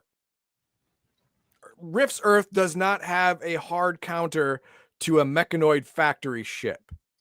Sure, there's a quick way to that's watch more like it a Death Star. blink itself back out again. Yeah, I mean, Sometimes you'd be like, nope. if you look at the Rift source book too, the broken ship that they came with could take out like 99% of Earth technology if it was working properly. It would just win. And a factory ship that is, so big and so much. Force fields are a thing, and they're good at it. Well, now we know what Megaverse and Flames 2 is going to be. It's bad. So yeah, I don't know of a hard counter that you can go, oh yeah, this. I don't know, man. I don't know. Kumbaya, all the civilizations gather together to fight the mechanoids. That's really the only way you win against mechanoids. Everyone puts away their differences. Like, okay, we're going to get run over by these brain bugs. We got to do something about this. How about we, table this nonsense and we handle this? That's pretty much what you got to do to beat mechanoids. That's pretty much it. Anything else is like you're done. Either that or bring in the Death Star or Galactus and the Silver Surfer. Yeah, but in the end, it's a Pyrrhic victory because you're also dead. True. Your world's on fire. So, yay, I won. Oh my God, my wife burned to death. Oh, yay. We'll just have r.c.c press the solution and then run away. Small armies, just everyone united, Republicans, NEMA, Coalition, all of it. Federation of Magic. Yeah, the best way to fight mechanoids, anything, is to use Bill and Ted's Excellent Adventure. You go through time, pick out awesome people, bring them all to the same place, and you win. That's how you do it. All right. What else we got for chat? That's all I starred, and that's all that was. Okay. You can unstar the ones that aren't super chats if you want. Okay. Cool. All right, let's move on to the next bundle. I think we actually talked about a book that's in this one, if I'm not mistaken. Oh no, that'd be I think the next one. All right, so this bundle looks a little smaller, but it's not, folks. There's a lot of onesies and twosies in here if you look at this. So we have the Zytikics, which I now can pronounce. Invasion. China 1 and 2, because there are 2 books there. Dinosaur Swamp 1 and 2, which are actually favorites of mine. Arsno, vampire. Oh, that's right, because Arsno is weird vampire things going on down there in Arizona. Madhaven, which I all of a sudden now have an interest in. Triax 2, Northern Gun 1 and 2, and Sovietsky. All in this bundle. What book do you guys want to bring up here? Jeremy, I'll let you go. Is there a favorite in there? It's like I hate them all. Hang on. No, there's so much going on with this one. The easiest one, I think, to introduce to players who don't really have their mind set on an enemy yet is the bugs. They're the enemy of everyone. Yes. It's easy to get behind the idea that these are the bad guys and we got to get rid of them. I'd like to point something out. That is easy, right? Arsno is also a very good one for that too, because both the Zytikics and the vampires are universally bad guys. Madhaven, though, puts another truly altruistic group front and center. I mean, that's the one I think I know least about, and I have a weird sudden fascination with that one after Well, music. Yeah, that one introduces the literal polar opposite to the Mystic Knights from the Federation of Magic.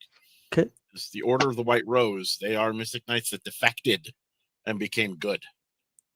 Oh, I'm tired of feasting on the blood of hapless villagers, and now I want to plant a garden. Please, I don't buy it. Oh, there's a lot more to it than that. It is not so simple.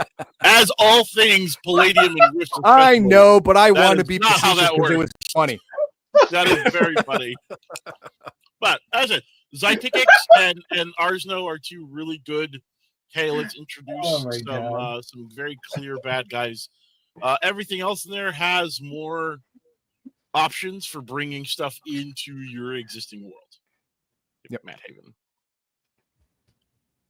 What about you, Kevin? You like the Madhaven too, obviously. It's fun.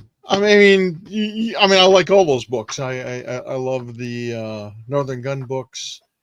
Of course, they're just, in a lot of ways, they're just gear toy box type stuff.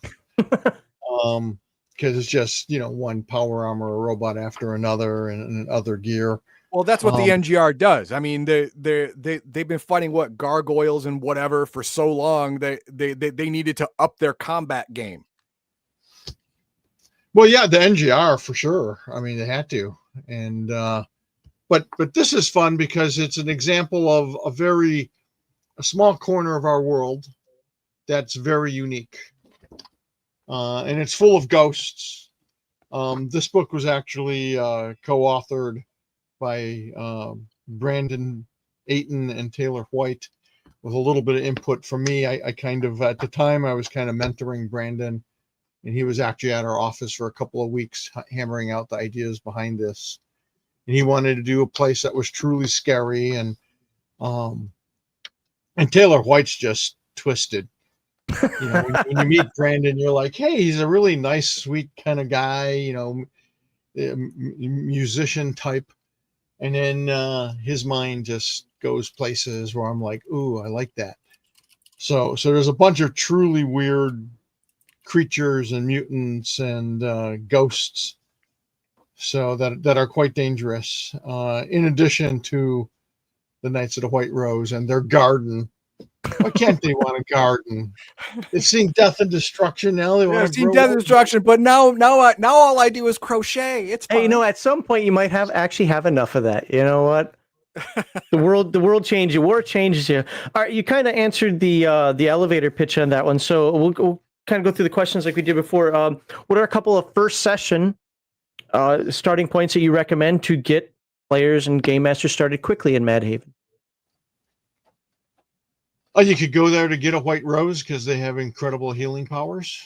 If someone was sick or hurt, maybe a leader of somebody or a friend or an ally, and you need to heal them up, you want to go and get the White Rose. Of course, it's kind of this legendary rumored thing. No one knows if it's really real or not.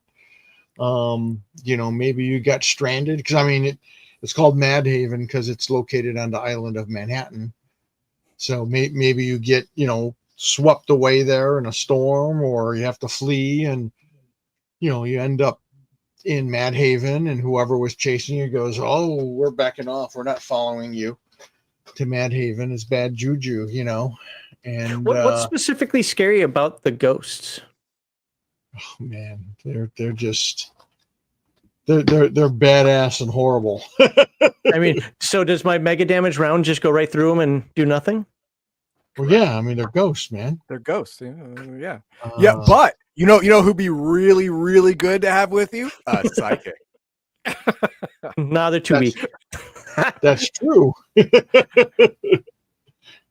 Yeah, the ghosts are just pretty. They're kind of unique. They're all entities, because ghosts in the Palladium system are entities, and that's one of them. That's just gross. Yeah, it is. Oh, okay. You were talking about the writer of this, and you're like, oh yeah, he seems like a nice guy, and then he does stuff like that, and then you said, oh yeah, I like what you're thinking. You weren't saying like I like what you're saying. Say it slower. You were saying I like what you're saying. Now I don't want you around my children. I get it now. Oddly enough, he's never been around my children, but And now we know why. That's not odd at all. I saw his artwork. I like that kind of that creepy factor, especially when it comes with a reason, not just I want to be gross for the sake of being gross. I that's the type of game I run. I love visceral games.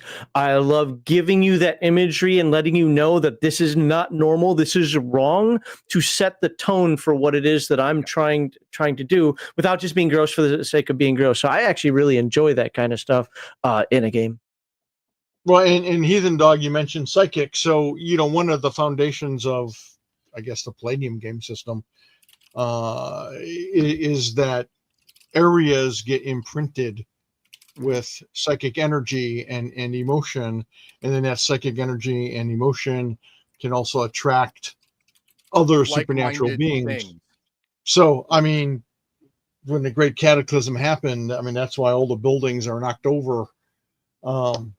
I mean, Manhattan was devastated, and how many millions of people were there in 2098? So there's all kinds of death and psychic emanations that are like just,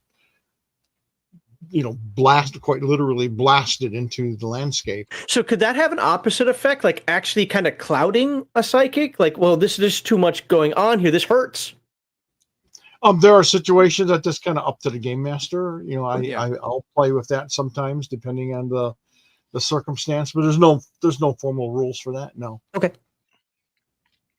So going the other route again, how would you slow roll this? How would you like pull aspects of this and kind of hint that either this is where they need to go, or that maybe aspects of Madhaven, if this is even possible, are leaking out, ghosts are spreading or something?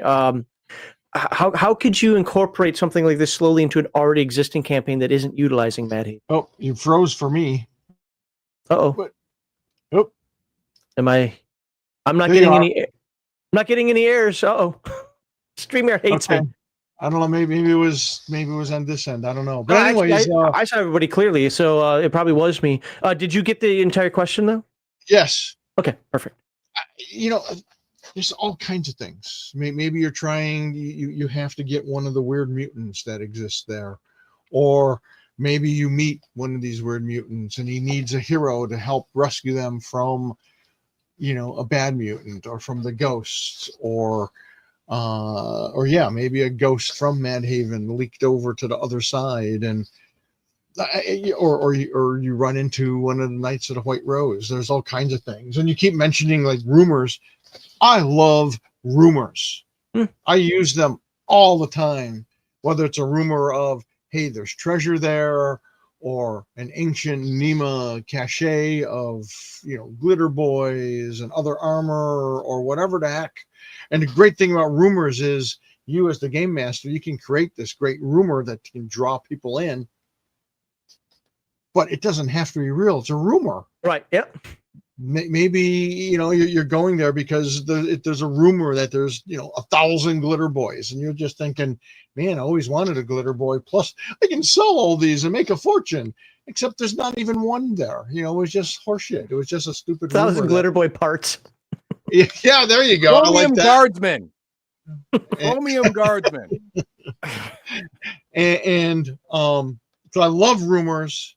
Use them. Use rumors. They're a great device to bring people in. I agree with you 100%, by the way, and that whole concept, they don't have to be true. I love putting red herrings out there. I don't like doing it over and over again where the player's just like, look, man, we're not even going to believe anything you say anymore. But they don't always have to be true. Or as they're doing it, the rumor gets twisted. Like, what did you hear? No, this is the reality of it. And they either get more excited or become more bummed or...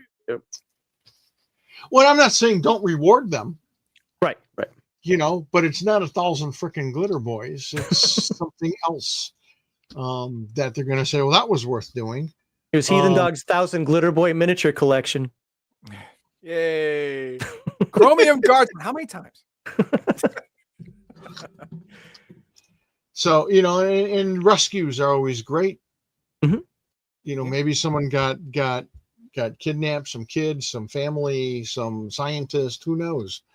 A coalition officer, and it's your job to go retrieve them, or There's a gazillion different things you can come up with.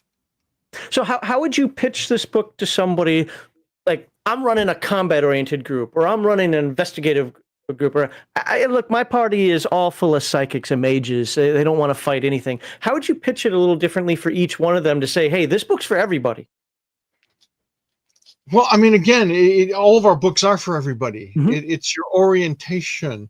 So, there may be secrets in here, or like I said, people in trouble. So they need a psychic to figure stuff out. Or there's that rumor about whatever here. Maybe it's the rumor of the White Rose, that there's this fabulous healing plant that, of course, people want that because it's so miraculous.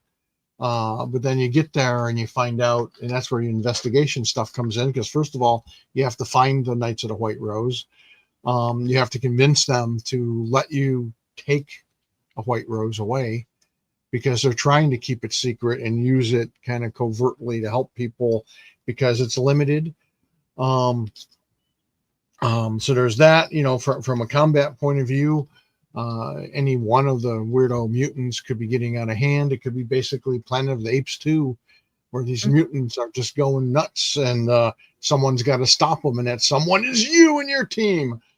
According to Heathen Dog, finding the knights wouldn't be hard. Just find the best looking garden. That's right.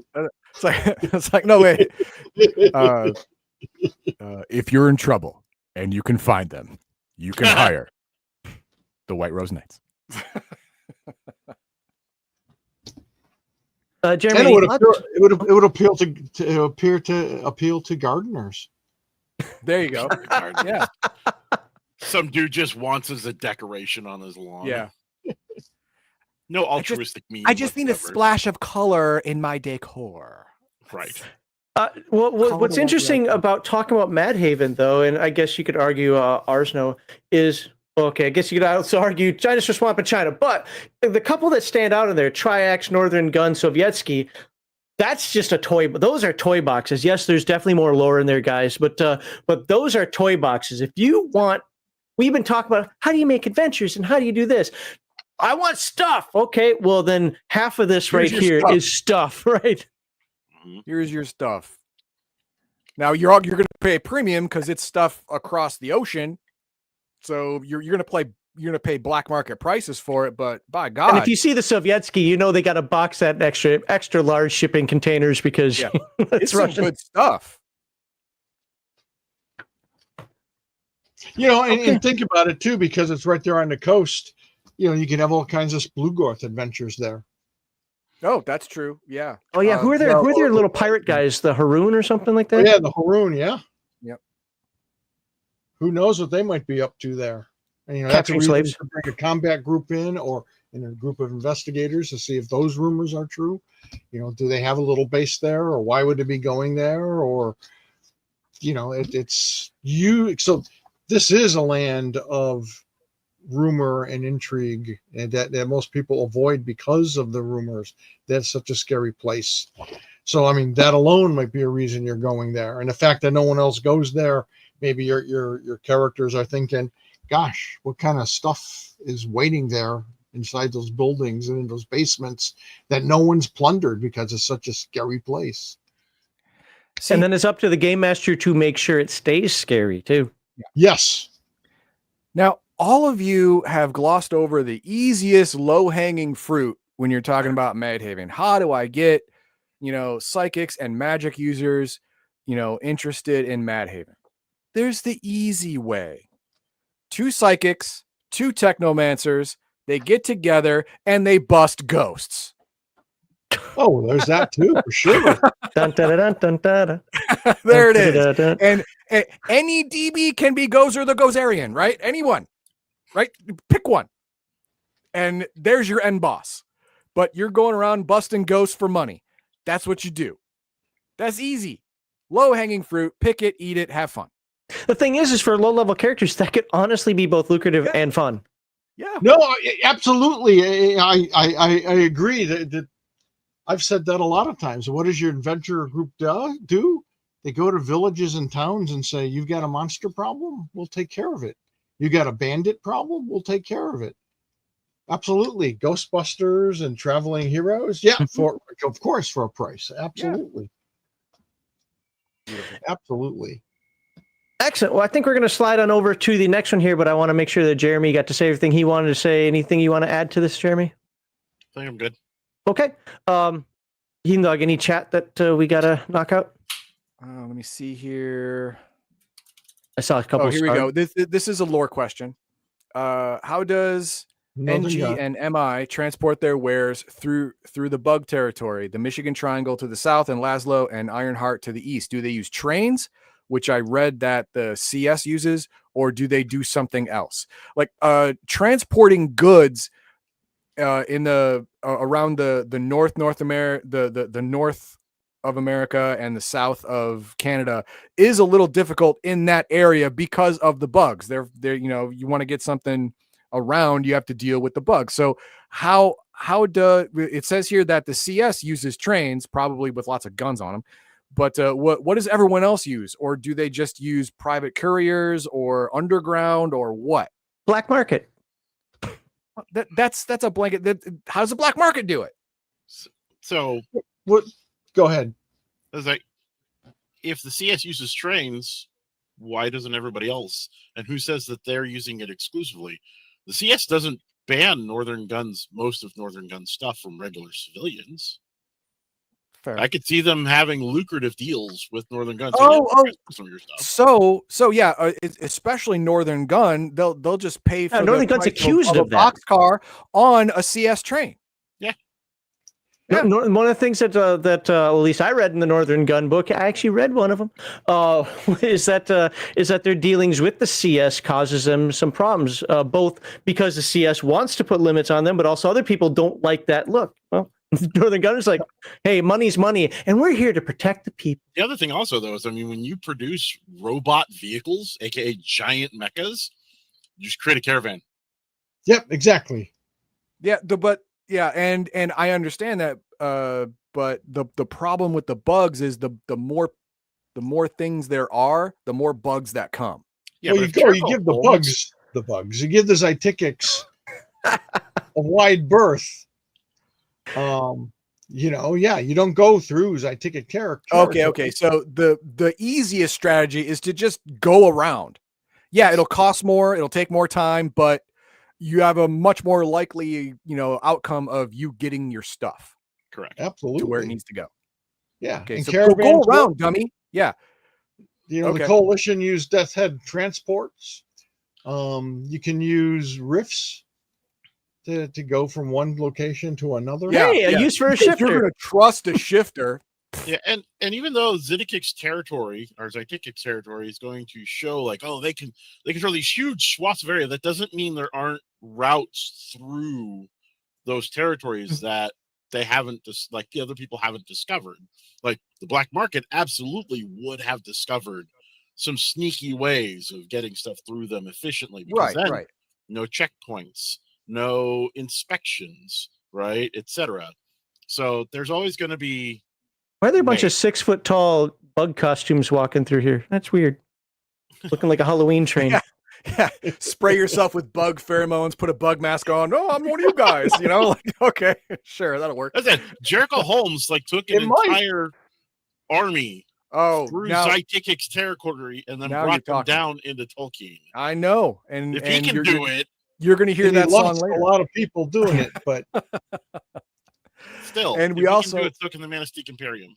Yep. We also have the main reason to enter a previous city is the library, and I agree completely. But no one ever does that. It pisses me off. I mean, the Library of Alexandria was lost a long time ago, and there's songs and writings about all the awesome shit that was in it, and we're missing out on thousands of years of knowledge that we would have Greek fire. Exactly right. But there are libraries in New York. I mean, that some of those books may still be there. There are libraries in Washington. There's libraries in Chicago. There's libraries on the West Coast with all this knowledge just sitting there and waiting. But I haven't been in an adventure where a game master was like, hey, we're going to the library today. I'd be like, oh my God, I got my card. Here it Because is. You know, if you do that, you'll go there, you'll take all the information, and you won't adventure anymore. You're just going to sit back and sell it all. yeah, sit back and sell the information, live a good life. Adventure. I want you adventure. Move in with a white rose knight and make a garden. You know, like there you go. And sell books on the side. And sell books on the side. Exactly. I'm a librarian now. Woo! Yeah, Well, hey, okay. It's not flashy. I get it, but you can make a lot of coin doing that. The coalition was formed around the great library of Chi-Town. That's part of the big controversy is that, did it really burn down or did the CS take all Just the good classify shit? it. And They just classified it. exactly. Yeah.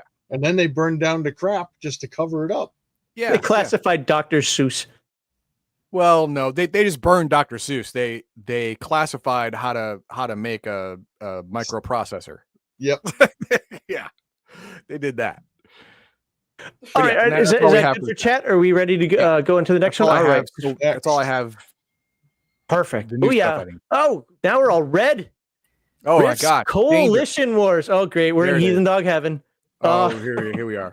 So with this one, Rift Coalition Campaign, Rift Coalition Navy, 4 Rift's Mercenary source books. We'll scroll down to see what those are later. So we're talking 6 books so far, and Secrets of the Coalition States. And if you do the extras, Rift's Psyops. This is Rift Coalition Manhunters branded. And then Siege on Tolkeen, which I really screwed up because I thought it was 6 books. It's actually 7 books. Well, yeah, there's an aftermath. Yeah, I forgot Aftermath. Oops, my bad. And you'll see that later. But so that's 8 books in the Tolkeen collection, which I will scroll down to in a moment. So let's once again, you guys pick which one you want to talk about here, and then we'll hit those questions again.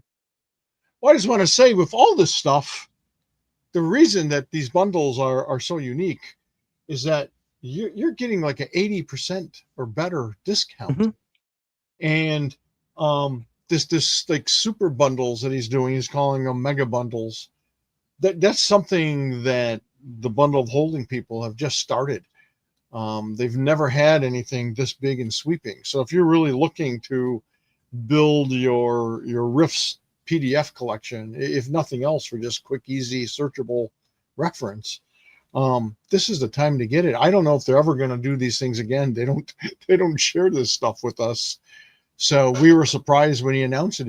We knew he was going to do a bundle, or was thinking about it. And he's like, yeah, I want to do this mega bundle. I'm like, really? What is that? And it's truly mega and worth getting. So, and in fact, the saving is so insane that, like, if you bought all the bundles, you're saving, like, this is based on the already reduced PDF prices compared to a physical book.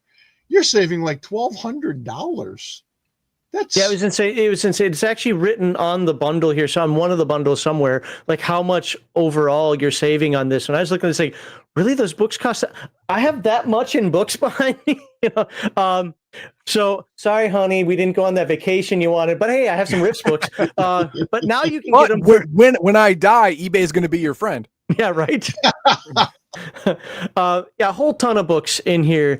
Any that stand out for you? Well, yeah, all kinds of shit. Or stuff. Excuse me. You know what? Actually, no. If you don't mind, I would like to pick one here, and there's a reason for it. I want to see if I think the Coalition Navy, and here's why. One of the things that I've noticed in talking with people is Underseas, Lemuria, and Coalition Navy. People are like, what? Yeah, I know there's a book. Nobody cares about those books. Let's get people to care about those books. What is the selling pitch? Well, specifically now for Coalition Navy, because that's in this bundle here. But what is the elevator pitch you have for this book? What can people do that have fun other than pretend like they're swimming down to the Gungans in whatever the first Star Wars movie was? What's wrong with that, man? I mean, nobody likes the Gungans. That's what's wrong with them. Palpatine was right. Wipe them out, all of them. Yep. So I do want to point out one of the bundles that's coming up is the Land and Sea bundle. Mm-hmm. But that'll be the last one we cover. We can talk about it now. Yeah. So I think the reason people, and by the way, those books have all sold pretty good, especially Rifts Underseas, and Lemuria. I think for most of us, the problem is we're all landlubbers. So they're kind of, the thought of stuff underwater is very alien. And it's funny because we're happy to go to other, play games where you go to other planets. But again, I think it's a matter of, but we can kind of relate to that. We know what it's like to be on the surface of a planet. Yeah, we've explored more of space than we have of our own oceans. Exactly. So I think that's why some people think, oh, these aren't any good. But the thing is, or why do I want to play that? But there's a lot of applications. I mean, you can go island hopping, essentially. You can travel to other continents. You've got pirates like the Haroon, which could raid outpost and your group along the coastline. Same thing with the minions of Splugorth.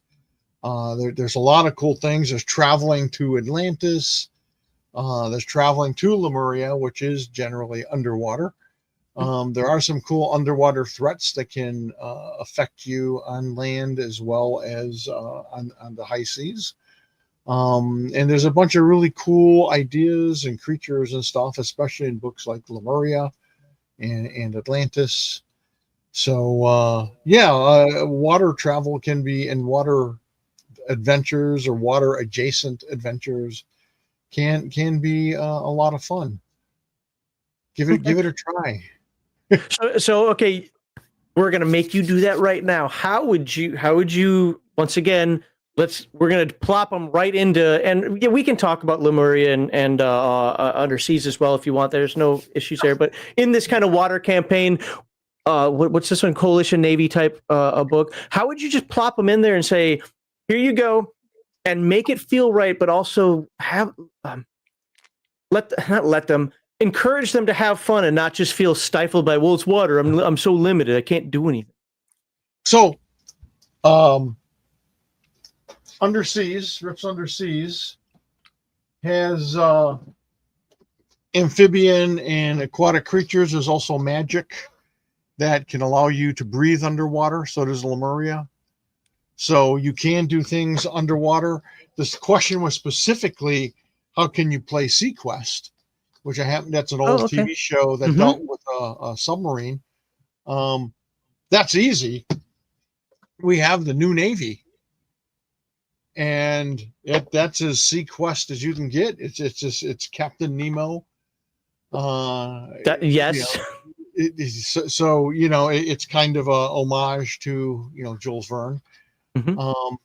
But the new Navy is sort of the U.S. Navy that kind of survived, and they're on submarines, and they basically kind of travel. They're almost like cyber knights in a sense, where they just kind of travel the seas, exploring and taking out big bad things under the sea. I've decided I am going to run an undersea adventure campaign, and it's going to be based on Sea Lab 2021. There you go. You can do it. I wouldn't want to work there. No. It blows up at the end of every adventure. It blows up at the end of every episode. Come on. And Sparks is a dick. You can do it. You can play the Meg 1 and 2. Oh yeah, there you go. That's yep. true. Yeah, Jason Statham. Like, you want to be Jason Statham? There you go. There it is. There's your vehicle. By the way, what I'm scrolling here is a little disconcerting because it says 7 books here, but it doesn't show up. Guys, there's 7 books in this series here that it's not showing on the screen. There are a ton of books in this one. Yeah, retail price $132. That's just for those. Let's scroll down here. You need to pay $37. Yeah, you're right. It's kind of interesting. They didn't show them all because it's kind of doing a disservice. Yeah, you could have like it layered. Like 7 books layered on each other. Well, if you click details, it does this. Yeah, it's that many books. Yeah. And that doesn't even include Aftermath. Exactly. And the Siege on Tolkeen series, number 1, if you want to play a campaign, there you go.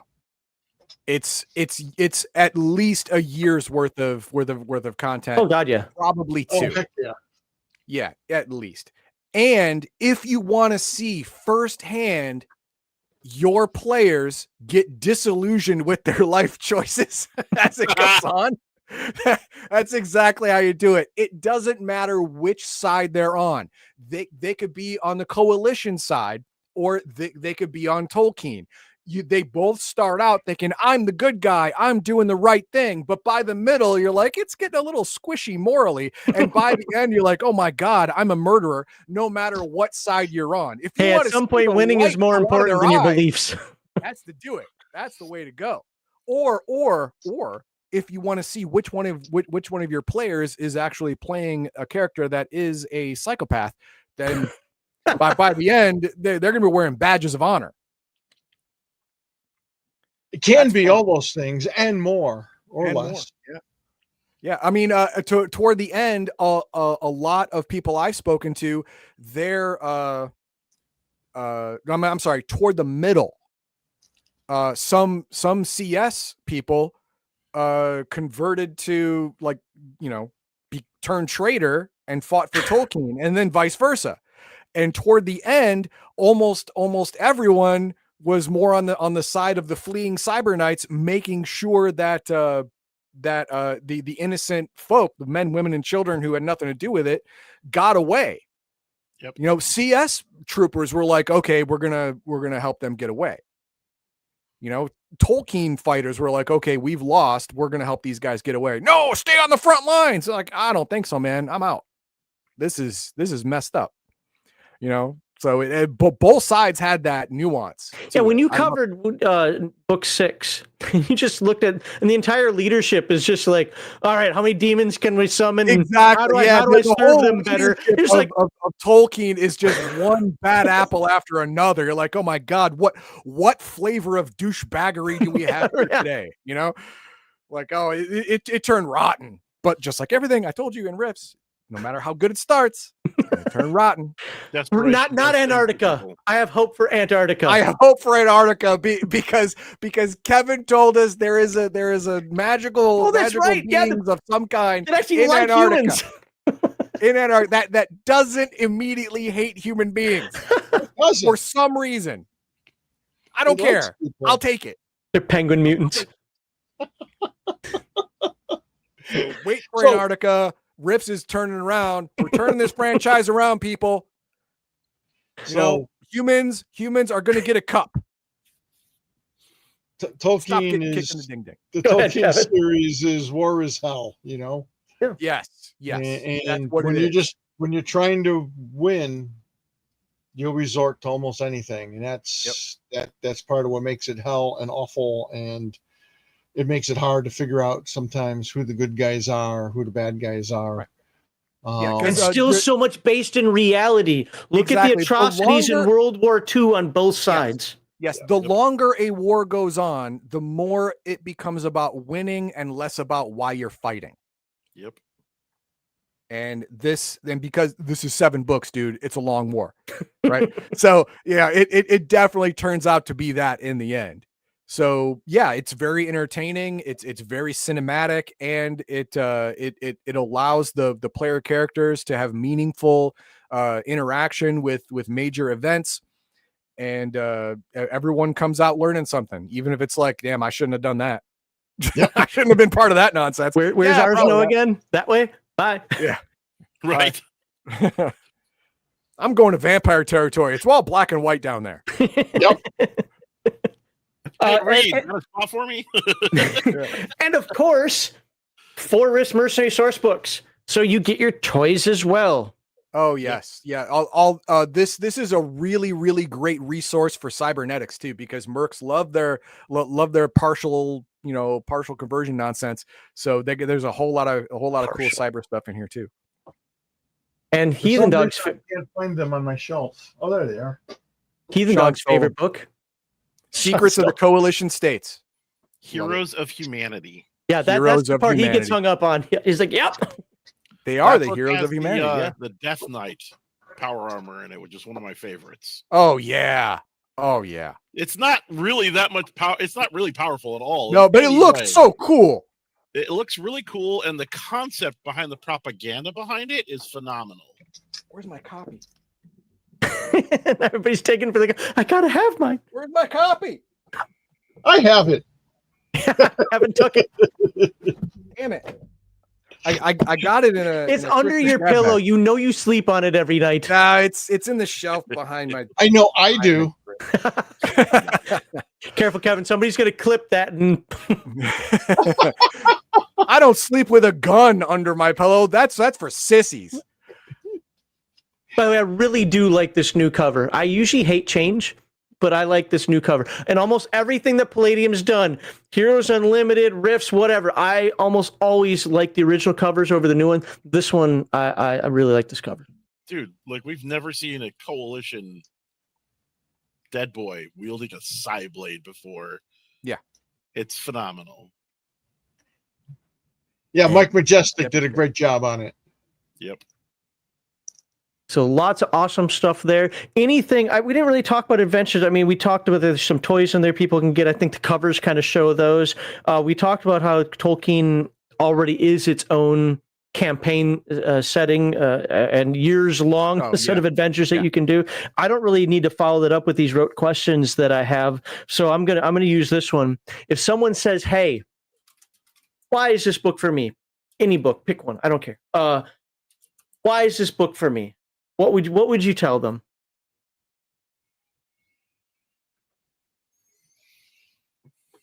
Uh-oh. I mean, it's tough for me. There's so many reasons why you would want... Okay, you're selling me the non-Rifts guy. Actually, you're going to start playing Rifts, and we know it, and it's because of this book. Oh, because of this book. From this batch? Yes, from this batch. Whichever one you want. Oh, man. Again, there's a bunch of really cool ones. I mean, we could do this better. I mean, I wasn't trying to turn this into a commercial necessarily, but we can say, why do I want this bundle? Even though I already have it. No, so pretty much this bundle is a giant toy box, right? Like it gives you so many options, right? You've got the Coalition War Campaign to deck out your Coalition in the newest gear, right? You've got the Coalition Navy. If your players think that, oh, the Coalition's weak when it comes to the seas, guess again. Or water adventures are dumb. You got the mercenary source books to kit out your party with everything they need to be a more hardcore, effective adventuring party.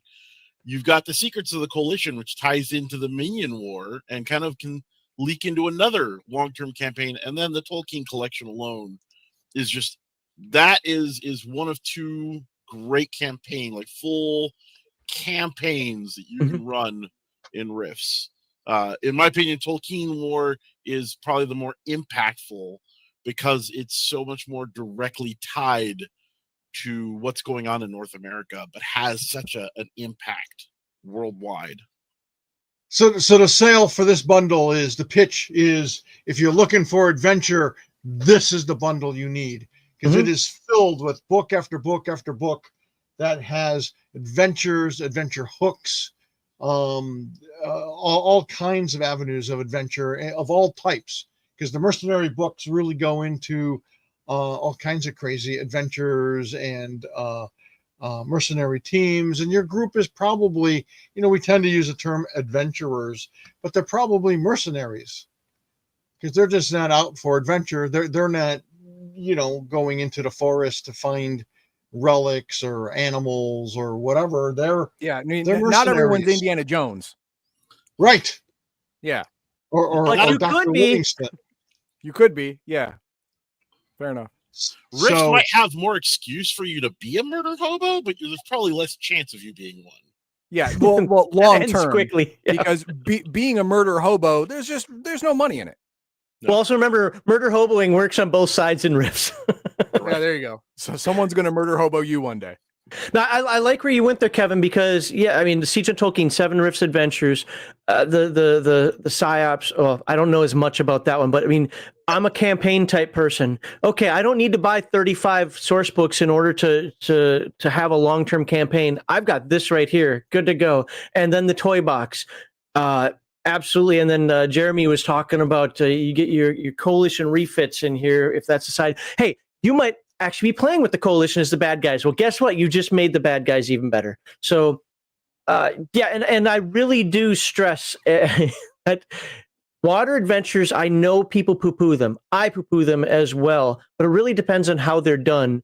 And I don't know Coalition Navy, but I did look at Underseas, and I have to tell you, I was beyond. It went beyond my expectations of what was in there. And we'll talk about that. We'll at least look at it when we go the final bundle here. But you can actually have some meaningful undersea adventures that doesn't just feel like, hey, we're gonna go visit the Gungans, or oh, look at me, I'm in a little bubble, and that's all I can do is my little thing in this bubble.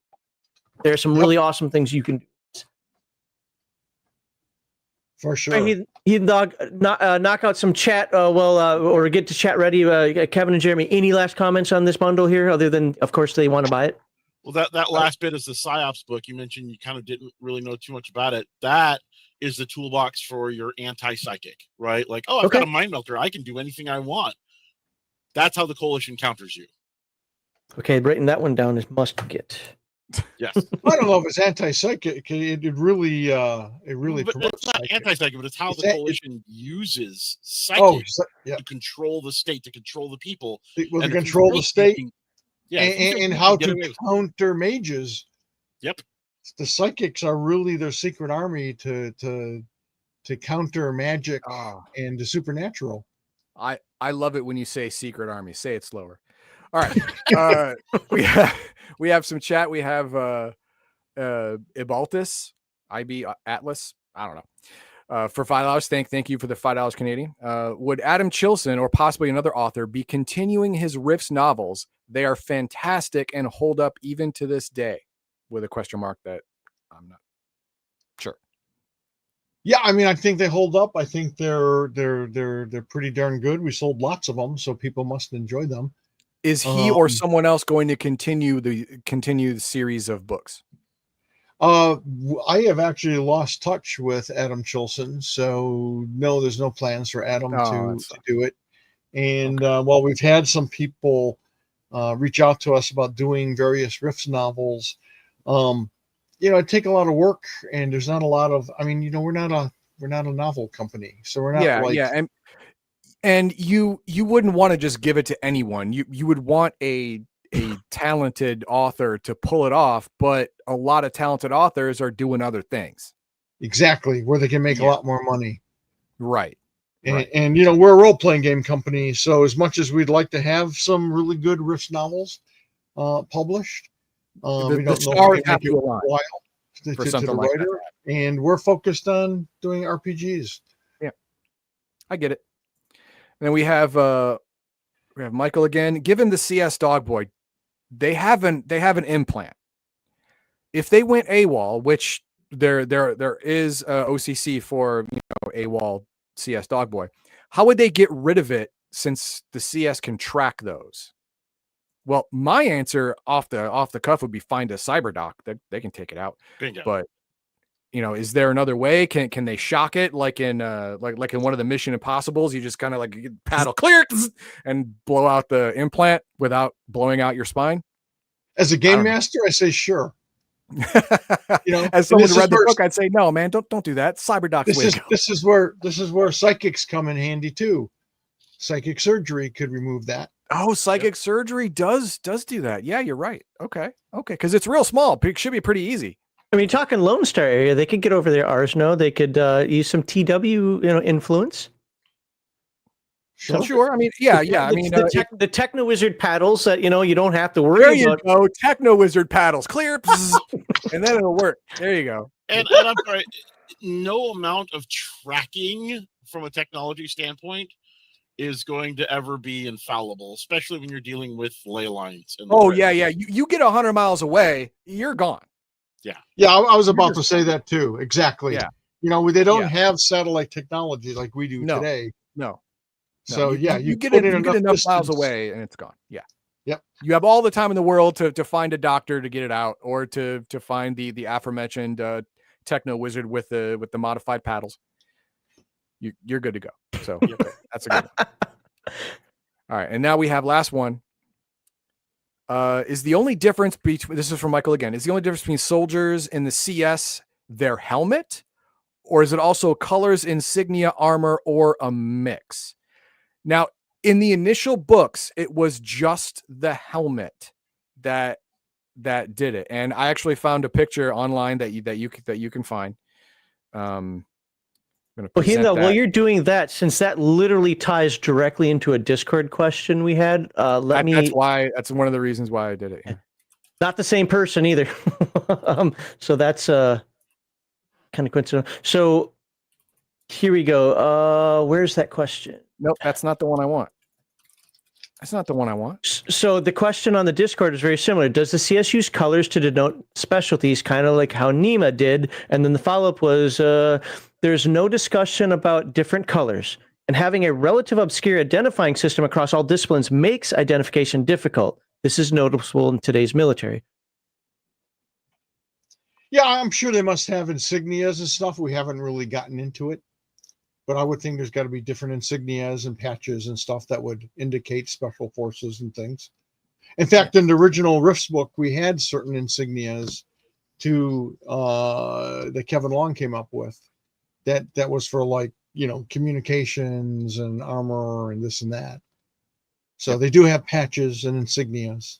They're just not canoned out. Right. Quite.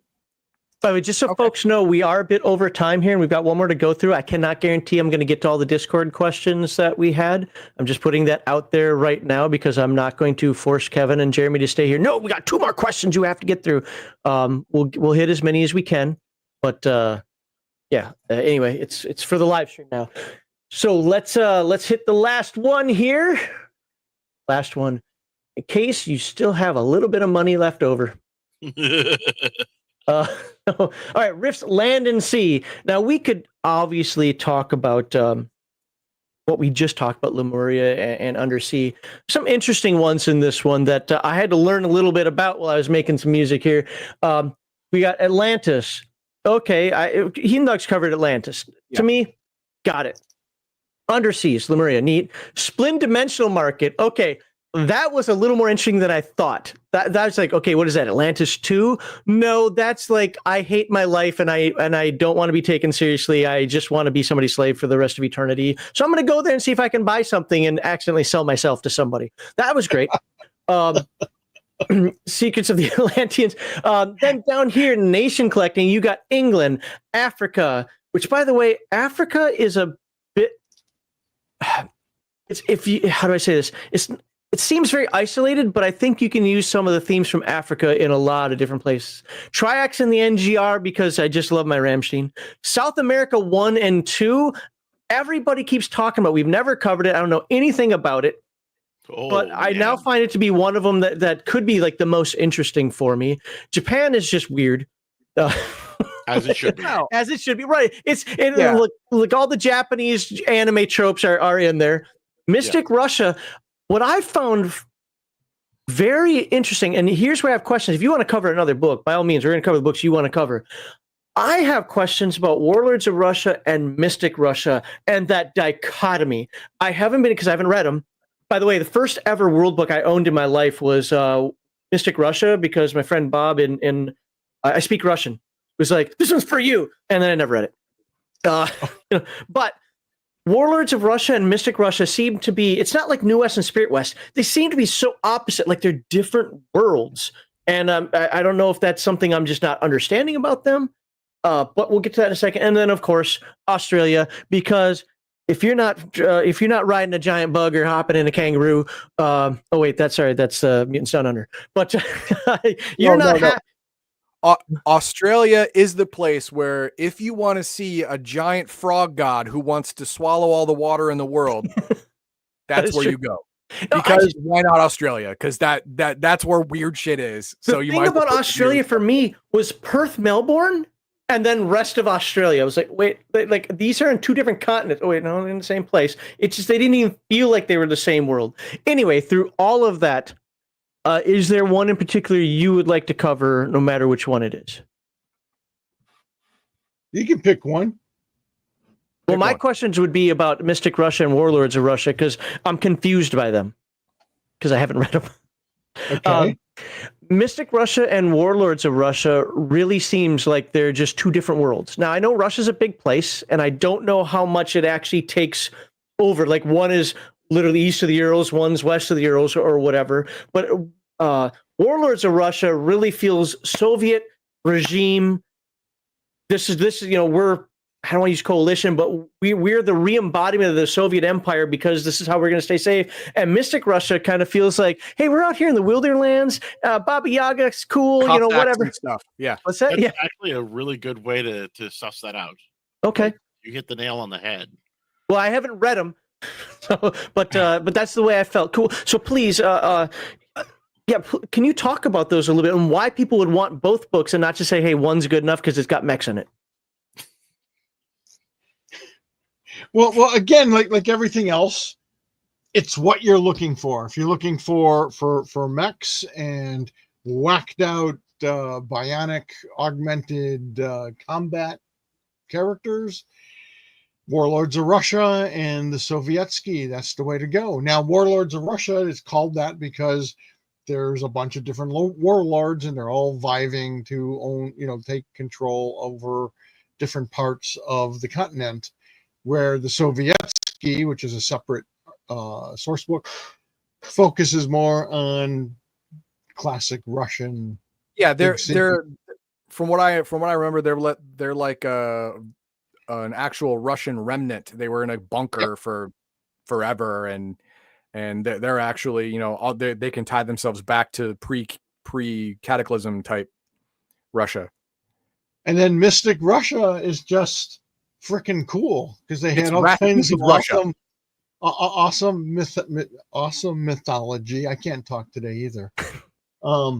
And they had really great mythology and cool stuff. And when I was researching it, I'm like, so the guy originally wrote Warlords of Russia just kind of ignored all that. And so while I'm doing research on it, I'm like, well, this stuff is really cool. Why isn't this in the book? And there was so much emphasis on technology and war machines in Warlords of Russia that I felt like it needed a separate book.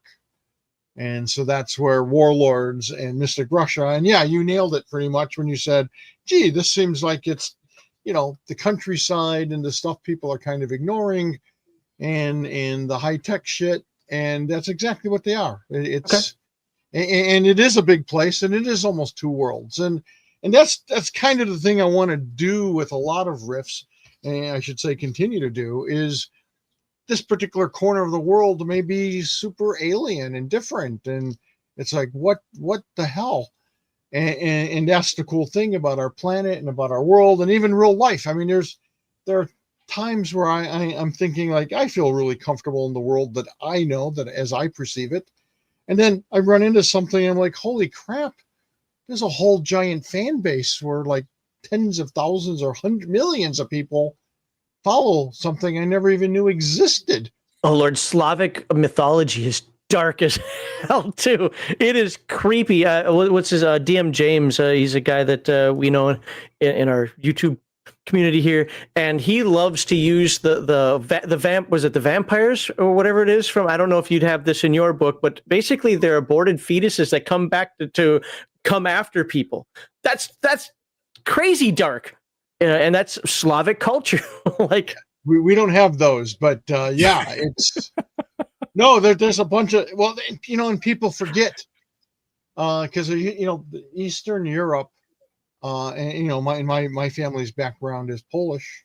Okay, and which was invaded and parts of it owned by Russia. I mean, Russia was kind of everybody on the planet invaded Poland at some point, and it was just.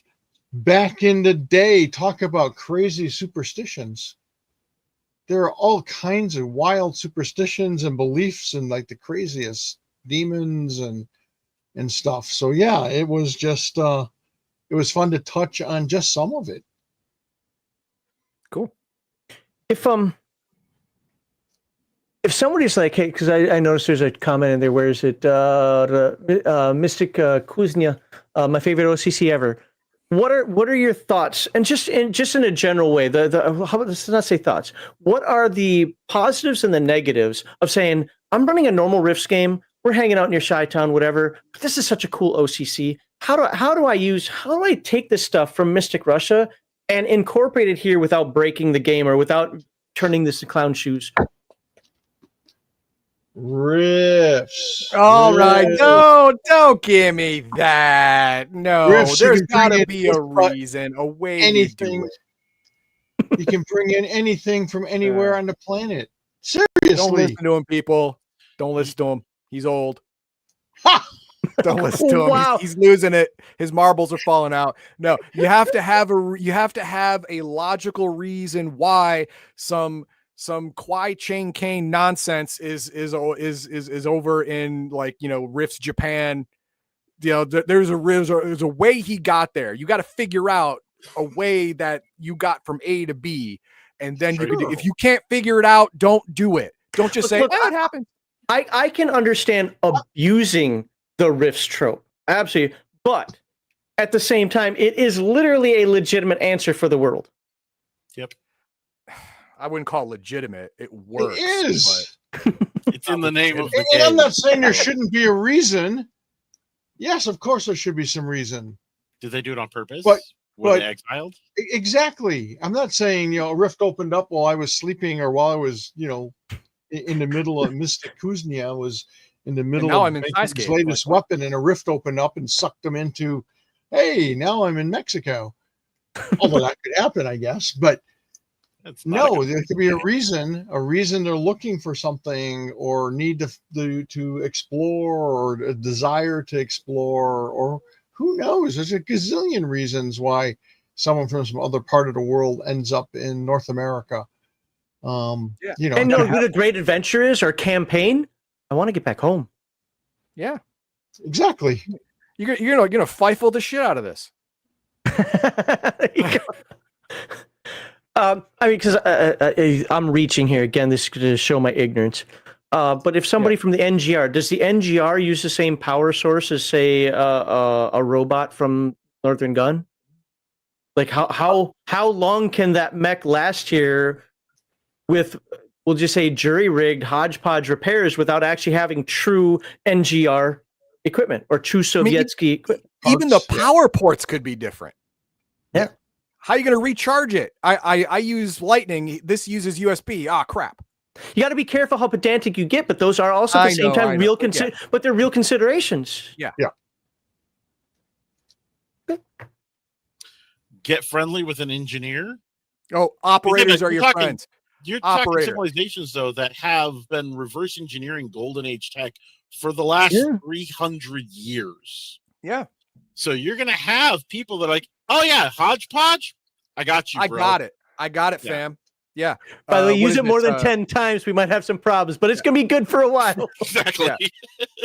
Texas, they years ago they found a whole bunch of NEMA stuff and learned how to do that. There's Northern Gun who specializes in converting old ordnance into mega damage stuff. I'm sure they could figure it out, you know. And there's some place in Canada, I'm forgetting the name right now. They also found a whole bunch of glitter boys and created variants and stuff like that. Sure. I'm sure they could figure it out too. Yep. But hey, you got to have the right. You got to know the right folk. Yep. Absolutely. And that's all part of the adventure. Maybe that's why you're going here, because I need to repair my mech or my vehicle or my bionics. And since we're in the land and sea bundle, I mean, other ways that any of these characters could get from one continent to another. There's the new Navy. There's Atlanteans. There's Haroon. You know, whether they hired on to be taken from one place to another or whether they were kidnapped. You still got the destination. With the purpose of being sold into slavery, and then they escape. And gee, now where the hell am I? I was shanghaied from Shanghai. Damn it. There you go. What's one secret from Secrets of the Atlanteans? Oh, how pyramids. They're killing each other. It's not a secret. Kind of a secret. Well, it is to them. Oh. What was that about pyramids, Kevin?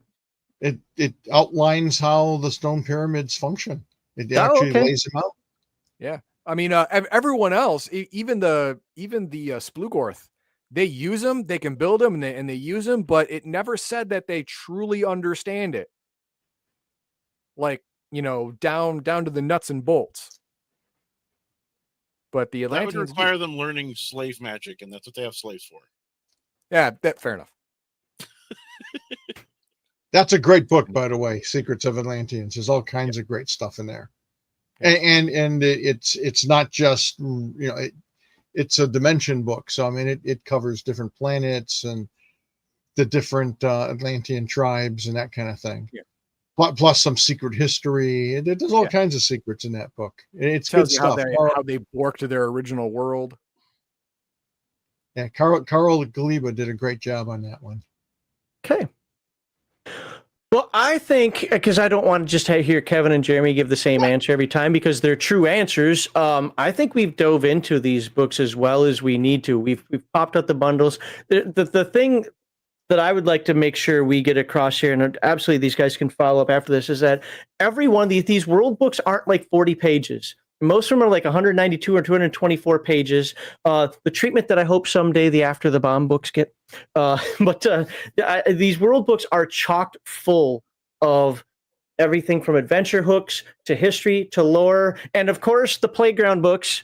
Or where we go, I'm sure Atlantis has got some too, but for sure, Splin Dimensional Market.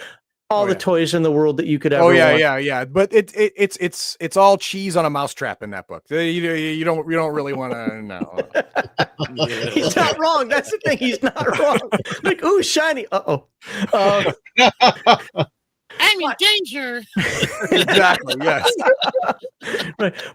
But as a game master, especially, now you have some more toys to throw at the players and then make them go, ooh, I want that too. And be like, oh, well, that's why you'll show up next week, maybe. These books, you can't get a better deal than these books. I came into this, yes, I had the side notion of I want to help promote some of these bundles since we've only got, one day and 10 hours left. But for me, it was really to learn more about it because I have a bunch of them. I've read all of none of them and maybe flipped through a few of them. Rifts isn't my game, but because of the nonsense I've been working on over the last couple of weeks, I have found myself absolutely fascinated by these world books. If you ever do listen to those songs, you're going to find out that some of the stuff that you guys said today that before I've been like, really, what? Like dog packs escaping? That's literally the premise of the song. I was like, I didn't even know that was a thing. But the point being is like, I have now found myself it's somewhat fascinated by this. Where am I going to start? Well, I'm not starting with book 1 because I don't care about the vampires, but I'll probably start with 4 or 5, whichever Triax NGR is. Start there and just start going down the line. There is a lot in these books. o.c.cs.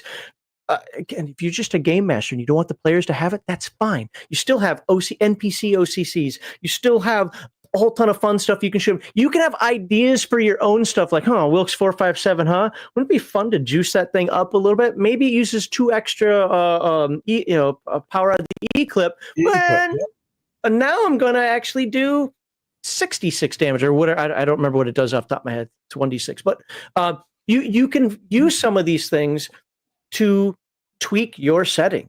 None of these books, even if Keith Dog and I might not like some of the premises of them, like we're not fans of New West or the vampires, most people are. We're in the minority on that one. We find that out every time we mention this, but there's still a lot of good stuff in there to use. So, yeah, Sean, my business partner, Sean Owen Robertson, is fond of saying that any one world book for other companies would be their entire game line. Yeah. Or their entire setting. I mean, that's how much stuff we put in there. So yeah, take what you love, take what you find intriguing, and forget about the rest until you need something else. And we've talked about this before. You don't have to get it perfect. Again, I'm going to apologize to the people on Discord. I'm probably not going to go through any of those questions. I know we do this a lot where we don't get to your questions. I apologize, but that's just the way these things turn out. And those questions are secondary to super chats anyway. And there's a contact form for Kevin. Somebody over there will answer them. I forgot what I was saying now. Now they said that. Great. What did you say, Kevin? Because it was piggybacking on what you said. He forgot. I was saying that most of these books are there's so much material in them that it's its own game system for other companies or game setting, and for another company. It'd be their entire game line, Mhm. and that take what you want to use. There we go. Yeah. And focus on that, and then come back to it later and grab something else and run But with make it yours. The thing is some of the Absolutely. questions we get are like, how does Kevin do this? We've covered this a couple of times, Kevin. Like, how does Kevin do this? How does Kevin? Doesn't matter how Kevin does it. What matters is how you do it at your table. Yep. And this notion of you have to get it right. You have to meet Kevin's vision. Sorry, I'll say this with Kevin here. No, you don't. Like just because we don't like something doesn't mean that Kevin and Jeremy and Sean and everybody else out there isn't proud of it. Just because you don't like something, I don't like the way psychics work, as that one person did. Well, other people love the way it works. Use it how it works for you at your table and stop worrying about if you got it right. Yeah, it's your vision. We're just giving you tools to inflame your imaginations. Yep. And then you run with them.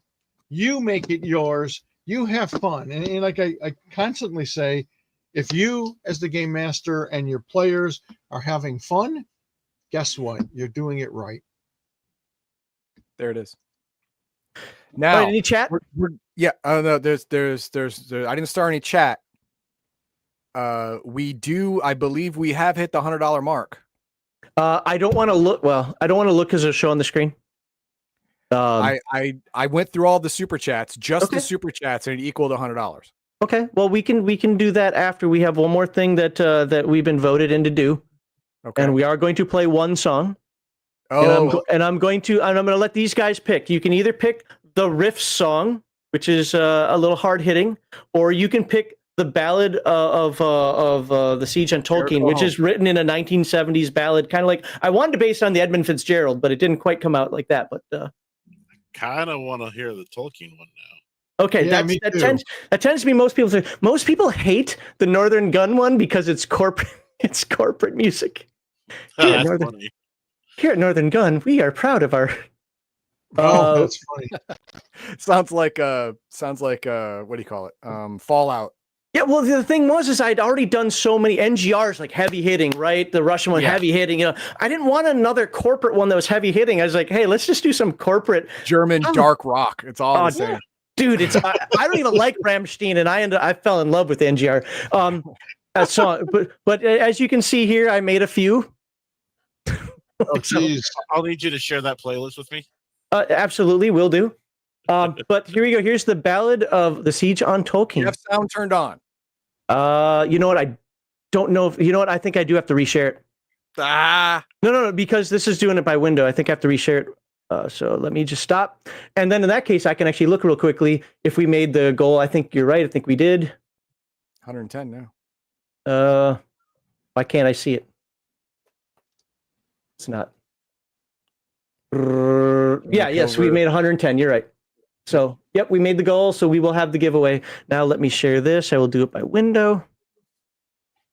Share screen because I don't switch anymore.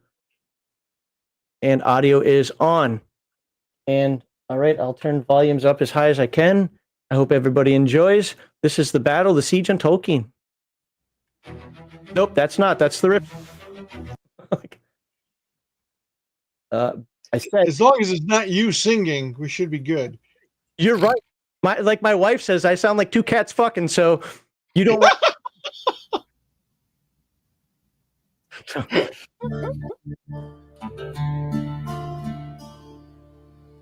Where ley lines blazed over twin cities stone, Tolkeen raised towers of rune and bell.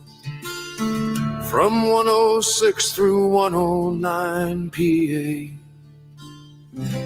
coalition armor rolled like a swell. Jericho, the walls fell. Dead boys advanced with dog pack in tow. Psystalkers hunted the scent of spell. Railguns and banners drove west through dust. Steel hit the ramparts with thunder and shell. Jericho, the walls fell. Tolkeen struck back with sorcerer's reply. Rifts split the sky and the horrors fell.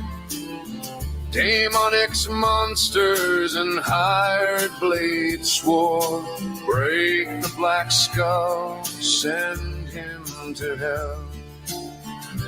Jericho, the walls fell.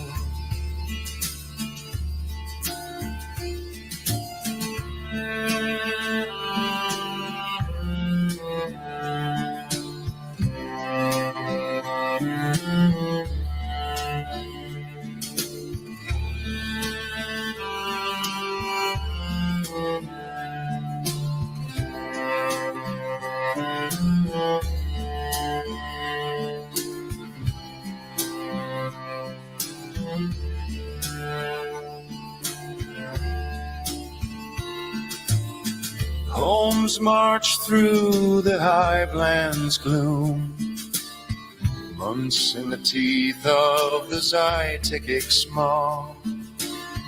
He led his columns from swarms to the gates, struck from the north with a hard measured jaw.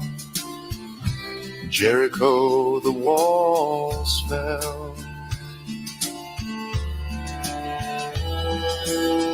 Final year came with the citadels cracked.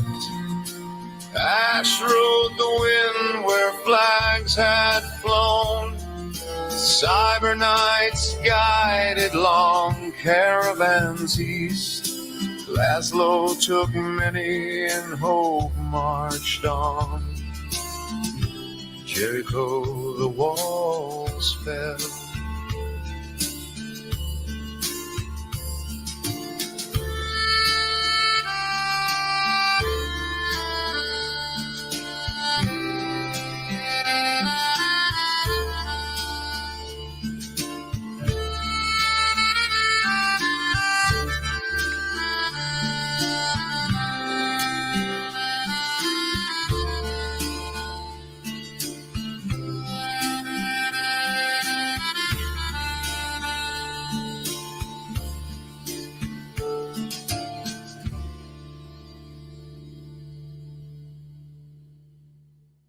Booyah.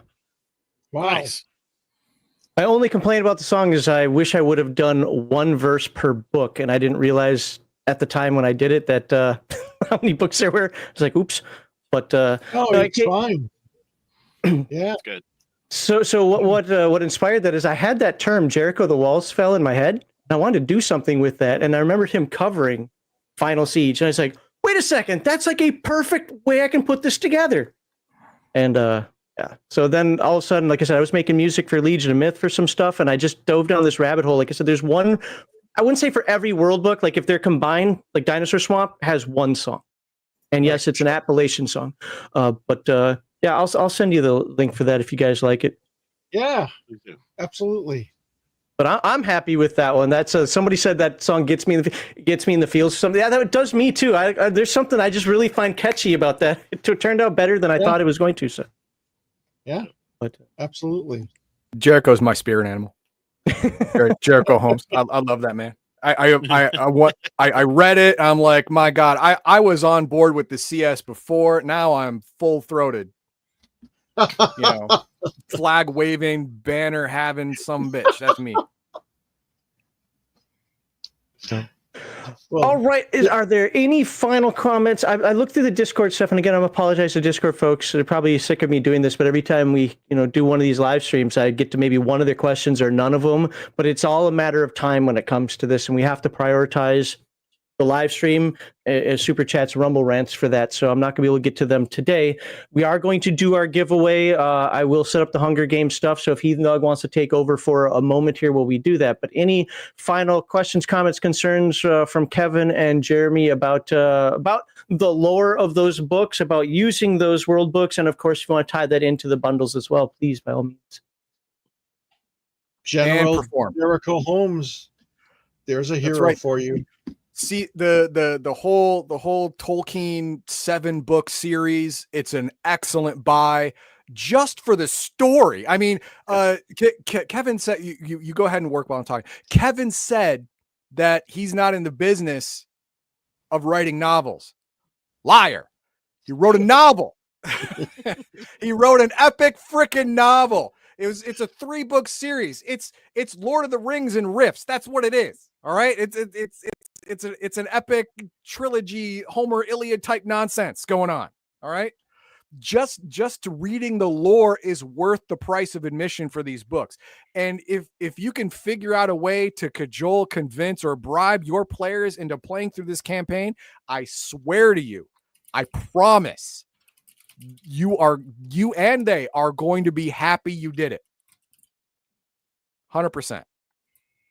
And I personally would not want to be in Jericho's army through bug infested lands, but as a character, surviving that would be like, what else is there? This world has nothing left to fear. Now, I feared everything that's worth fearing, and I'm out the other side. So you guys can suck it. I'm a veteran of all the things now. That'd be awesome. And the only other thing I want to mention is the core rule books, all available. Rift's World books. The physical books are also on sale directly from Palladium. Oh yeah, Books. like what? 50% off? What is it? 25 to 50% off. Okay, 25 to 50. Yep. Yep. So yeah, there was a couple people in the chat who were like, "Oh, I only want physical books." Well, there you go. 25 to 50% off each of these books for I don't know how much longer, but until Tuesday. Till Tuesday. You got 2 days. Come on. Look, I get the idea of just wanting physical books. That's how I am as well. Other than doing the live streams, I don't have any need for PDFs. The bookshelf was not a giveaway. Yeah, the bookshelf is not a giveaway. Well, we had that one. Remember here, Have Max's crap giveaway that did when we hit 5,000 subscribers. But with that said, a bundle of holding is always just PDFs. Same with Humble Bundle. They're always just PDFs. That's the way it's going to be. And these are through bundle of holding. Absolutely. The Palladium site, that's where you get your physical copies. Mm-hmm. I don't even think you can get physical copies from drive-through. Nope. No. Well, you can in some books you can, but it's a print on demand type thing, and the quality is hit and miss. Yeah, which is why we don't do that with them. Yeah, as I said, I don't think Palladium has any of them set up for that. No. Sorry, there were a few people I had to add. Kevin R.R. Siembieda. There you go. I love the comment after the book. Except Kevin finished the last book on Tolkeen. Yeah, except Kevin finished the last one. Yeah. There were a few questions both on Discord and even live here about is Laszlo being worked on still, specifically for Beyond the Supernatural. I forget what the question was because I can't see Discord at this moment in time. But apparently there was supposed to be a Laszlo book for Beyond the Supernatural as well. I can. So I think it's probably two questions. So first of all, yes, Laszlo will be coming out as probably a couple of book series because it's epic. In fact, it's funny. Jeremy can confirm this. We've been talking a lot about what those books need to be, and it's something we want to get done. Although they're behind several other projects, which include Riff's Antarctica. For me, I want to talk about my project. Sean's working on a bunch of stuff. The Riff's Bestiary Volume 2, Chaos Earth, First Responders are just some of the things Sean's working on. For me, I need to get out Yinsloth Expeditions, which is fantasy. I need to get Riff's Antarctica done, and then I want to get the long-awaited Beyond the Supernatural books, which is Beyond Arcanum, which will be the magic part of the world, and Tomes Grotesque, which will be basically the monsters, or a bunch of monsters anyways. And so yes, those are all on the planning stage, or more than the planning stage, really. Cool. And then, a lot of our focus right now is getting those darn TMNT out of frickin' China and into your hands. So that's what we're working on. If you don't mind me asking, I'm not trying to drum up a whole new topic here, so we can make this. one of the things that people have mentioned behind the scenes to me is like, oh my God, what is going on? There hasn't been a Rifter this year. And like, these books they keep telling us all these books, but it's taking forever to come out. How much has this TMNT time taken up between legal, Paramount, writing, proofing, shipping, yada, yada, across the board? Because I keep trying to tell folks, dude, this TMNT thing is a lot bigger than you might think it is. I hope I'm right when I say that, because that's, in our conversations, it feels like that's the case. How much is that just soaked up time that in a normal environment could have been used elsewhere? Oh my God, a ton, just a ton. There's so much involved. Right now, we're really focused on the logistics, the shipping, and there's so much. I mean, you got to coordinate scheduling and getting it into containers, and then onto a ship, and then to our third party Distributors, shippers, fulfillers, and then on top of that, there's retailers and distributors, and just all kinds of stuff. And we got tariffs and EU regulations and all kinds of just crazy stuff. And then part of this, and I don't want to use this as an excuse, is just the reality. For me, the loss of Kathy was very profound, and I only really feel like that I've been truly close to my old self in just the last month or two. There are just days, and again, Jeremy can attest to this, where I'll say, Jeremy, because something will pop into my brain, or I'll be on top of something, and I'm like, I could not have done that a month ago, because my brain just wasn't there. So between Turtles and the loss of Kathy, that's taken a ton of stuff. And it sounds like you have a lot of good support there, but it doesn't matter how much support you have. Like you say about role playing, a loss like that is personal, and everybody handles that differently. Everybody deals with that differently. And for some people, it's quick done. Me, it was, I didn't care at first, and then I felt like 2 months later, I got kicked in the face, and that took me like a month or so to recover. Just when my grandfather died. Other people, it's takes time. Everybody reacts differently to that stuff, so it doesn't matter how good a support system is. People are still going to react the way people react. We're human. Yep. And every loss is different. I mean, there have been losses. I've lost a lot of people over the years, and some you get over in a few months, and others it takes a couple of years. Like when Eric Wojcik passed, I felt that loss deeply for like 2 years. And ironically, it was the passing of my dad, something that happened after my dad had passed, that helped me get over my dad's passing and Eric at the same time. It was just kind of weird. And then my mom, when my mom died, I was functioning pretty good, but it was at least 3 years before I truly got to a place where I felt good. And with Kathy, it feels like forever, but it's only been like a year and a half. And I find it interesting, because just statistically, the average person, the loss of someone who's very close to them, it takes the average person about a year and a half to really get back on their feet.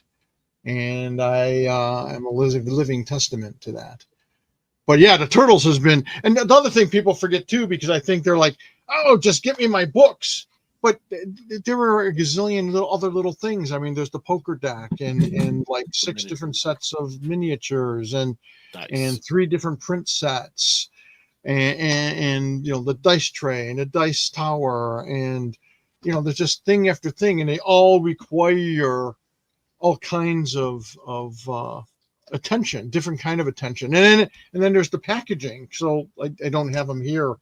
But the miniatures and the dice sets and the dice tower, they all come in packaging, and we did the packaging, and we don't just shit stuff out. We want, when you guys get these Ninja Turtle products, you're just gonna go, wow.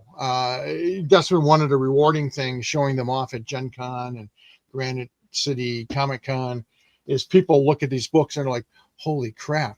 And like I said, we talked to before the show, we talked to a bunch of our backers at these various things, and from small backers to the big $1,200 backers, and they look at it and they're like, wow, these are even better than I imagined. And it's Yeah, like, I remember saying that to you guys. I don't know if it's you or Sean or both. When I first saw you hold up one of the books a couple of months ago, I was like, that actually looks brighter and more, that looks better than the art that was sent. I was like, that never happens. Usually it's more faded or whatever. It's like, okay, that's good. That matches the art. No, they were more brilliant. And I'm like, how did that happen? because we're pulling out all the stops and we're making sure these books are as perfect as we can make them. It's a passion project for us. One of the difference I think between Palladium and a lot of other companies is, everyone gives, lip service to, oh, we care about our fans and it's all about the creative process and blah, blah, blah. But when we say that stuff, we truly mean it.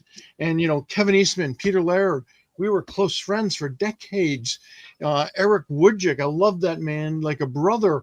We want these Redux editions and everything related to it to be the best flipping products humanly possible that we can make, because we love all these people. We love our fans. We love the original books. We love Eric. We want these to be masterpieces. And the other exciting thing was we had several people at Granite State Comic Con look at these books and go, wow, I don't play RPGs. I have no desire to play RPGs, but when are these coming out? Because I want to own these. I don't know what to do with it, but you know what? I'm going to get one. I love that. This is going on my coffee table. Right? Exactly. Yes. So, sorry, I didn't mean to rant on that, but No. That's the information that folks out there like to hear. And I know when I say it, people kind of give me the squinty eye, like, yeah, whatever, dude. Okay, you're shilling or something like that. But, hearing it from you. And the other thing that I just want to piggyback on, this is not to call anybody out. This is a reality of a situation. You also had, if this was just internal to Palladium, there are some differences, but you were also working through, was it Nintendo or Nickelodeon? Nintendo, that was funny. Nickelodeon and Paramount. So there are a lot of other considerations and time factors in there as well. It is what it is. They want it to be perfect as well. So absolutely, everything had to be approved. Every little detail. We decided to change some things on the packaging just to meet EU regulations, and Paramount had to see and approve those.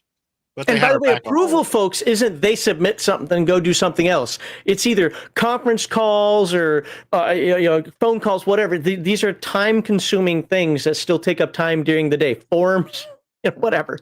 Oh yeah, I mean, Jeremy and Wayne and I and Sean, we spent most of last week just talking about shipping and logistics and when we're charging our backers for shipping and what that shipping cost is going to be, and are we including everything we need to include, and what's going to be the best and cheapest ways for people. And part of the thing is, these are heavy books and they're not going to be super cheap and to mail, but they're not outrageously expensive, and they're also beautiful hardcovers, so we're probably not going to ship anything out media mail, because it's we don't want them to get damaged. So a couple of books is probably, if you ordered 2 of the books, it's probably going to cost about $25 in that neighborhood, but you're going to be happy that, and again, that's what by the way, our original estimates that we posted, I don't remember, was in a Kickstarter or backer kit or what. We're very glad, with a few exceptions, we are really close to our original estimates. We should be. Nice. Been doing it for a long time. So I don't think there'll be too many surprises for people. And then they're going to just love the flipping product, but it all takes so much time. It's crazy. I wish sometimes there was a live feed so people could see what the hell goes on here. But it's crazy. Hey, but it's people can pay for that. It's like those late 90s, early 2000s. What were they called? We're called sorority houses. Well, now it'd be the Palladium house. Palladium house, yeah. Put cameras all over Palladium, have it all be pay-per-view. That'd be great. That's a great idea. Wow. And with that, I think we go murder some people online here. What do you think? Sure. By the way, not real people, metaphoric people. I did add a few names. Normally, I don't add new members right away, just the super chatters, but I even added the new members this time. So here we go. Right. Good luck to everyone. We will see who comes out on top. Remember, you have to be watching to win. And if you do win, and you're somebody that we don't know regularly, we'll have to figure out a way of you proving that you are you so that we can send you the gift certificate. And I'm assuming that today the gift certificate is going to go to Palladium Books. Don't hurt me in my soul for this. All right, let's get started here. And where's the begin button? Everything's so tiny on my screen. There it is. And away we go. All right, we have 54 fighters. Oh, look at that. The number's getting lower. Oh, we got to turn off all the other stuff. Nope, death updates only. There we go. Okay, people are already starting to die. I can't read it. It's too small on the screen, so maybe Heathen Dog can. I don't know. Oh, I can't read crap either. Hang on, let's see if I can move closely. It up to the bigger screen. There we go. Okay. Agile Monk sacrifices something mushroom to the dark gods. That's fair. Your buddy convinces Agile Monk the floor is lava. He believes it and dies. Okay, little mind game there. I like it. That's the power of the psychic. That's the power of the psychic right there. Manowar, neighbor of the beast, hacks beast magnet's brain and installs a fatal error. Okay. Malachi enters the Konami code. We all know what happens then. Yield Geek drowns Mondo Hand in a nightmare of bureaucratic paperwork. That's a terrible way to go. It is. Sky Blue Demon kills methodical GM with a candlestick in the ballroom. Little clue reference there. I like that. Vecna drowns Marhawkman. No! In another nightmare. Bob, Vecna really loves killing people with the paperwork. Just loves it. Gaming with ADHD tortures Jeff Workman to death with BO. I mean, that might do it. I know some people. Just saying. Biological warfare. Yeah. Pretty much. 16 left. CPK charges up for 5 episodes, then vaporizes Julia Silverstone in 1 frame. Very DBZ. Gaming with ADHD attempts to roll for initiative. Full Metal Dragon shoots first. Not good. Vecna kills Law Dog by Snoo. Okay, well, we've gone past the paperwork and on to the just the flat out R word. Okay. The Todd Clark word summons tentacles which grab and drag Bane to a demon hentai world. I mean, that might not be a loss. That's either a dream or a nightmare, depending on who you are. Todd Clark tries to steal from a Promethean. Sheris the Snorlax finds what's left eventually. Ouch. Sheris is so far still alive. That's good. Todd Clark, sorry you had a good run, but you shouldn't steal from demigods. It's not Sheris has won like 4 or 5 times, but he never watches live, so he never gets anything. He never actually gets it. CPK summons tentacles, which okay, yeah. There's more demon hentai world. Apparently, it's popular. There's an open portal roaming around, and people just throwing folk like 200 options that can actually pop up on how people can die, but it likes to double up on a lot of them. Yeah. Yeah. Malachi kills CPK with a stinking cloud again with the BO nonsense.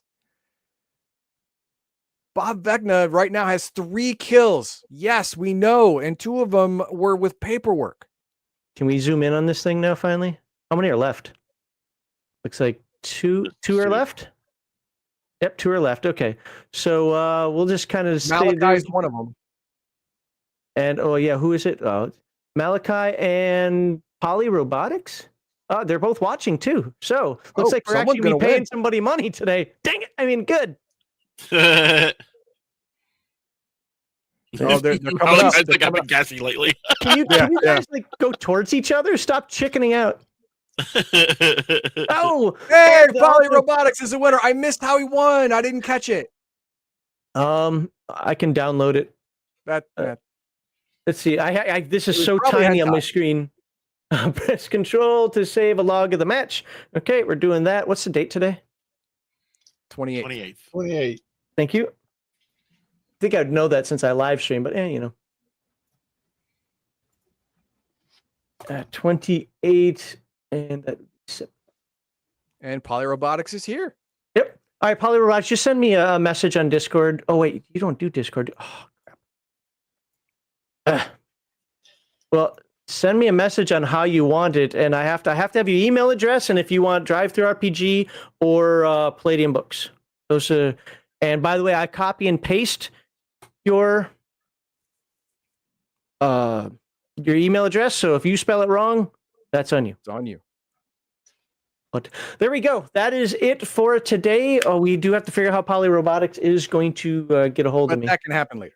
Yeah, that can hopefully happen later. With that, because I have to have them prove it, because it can't be, hey, it's me on Polyrobotics, and I'm giving Heathen Dog $100 again. Again? Kevin, Jeremy, as always, thank you very much. I know we went over time as always here. I tried to compartmentalize it better this time. It was the psychic conversation. I'm going to blame it on that one. But as I said, yeah, with that, we look forward to hopefully talking to you again next month if there's time. I know you guys are busy doing convention stuff and getting Turtle Sync together. If we can, we'll have another fun topic to talk about then for folks out there. Any last words of wisdom? I think we already did that, but I wasn't paying attention because I was putting people's names in. Any last words of wisdom from you guys? Yeah, don't let the shit going on in the world drive you nuts. Be the light. Yep. There you go. Yeah, we've been getting a lot of political commentary recently, and I've been ignoring all of it. Yep. Because we've got to. All right. Thank you, everybody. Have a great time. It was a great stream. I hope you guys like it. This is going to stay up for everybody. I'll probably monetize it, but it will stay up for everybody in its full glory. As you see here, if I make little segments from it later, I might, but so spread the word. You've got the link, and hopefully within the next couple hours, I have the links to all the bundles in there because there's still just a day left, and because I've had a bunch of people message me all of a sudden, I'll put the link to the playlist for the music in there as well. With that, hope everybody has a wonderful day. Where's my outro? There it is. Absolutely.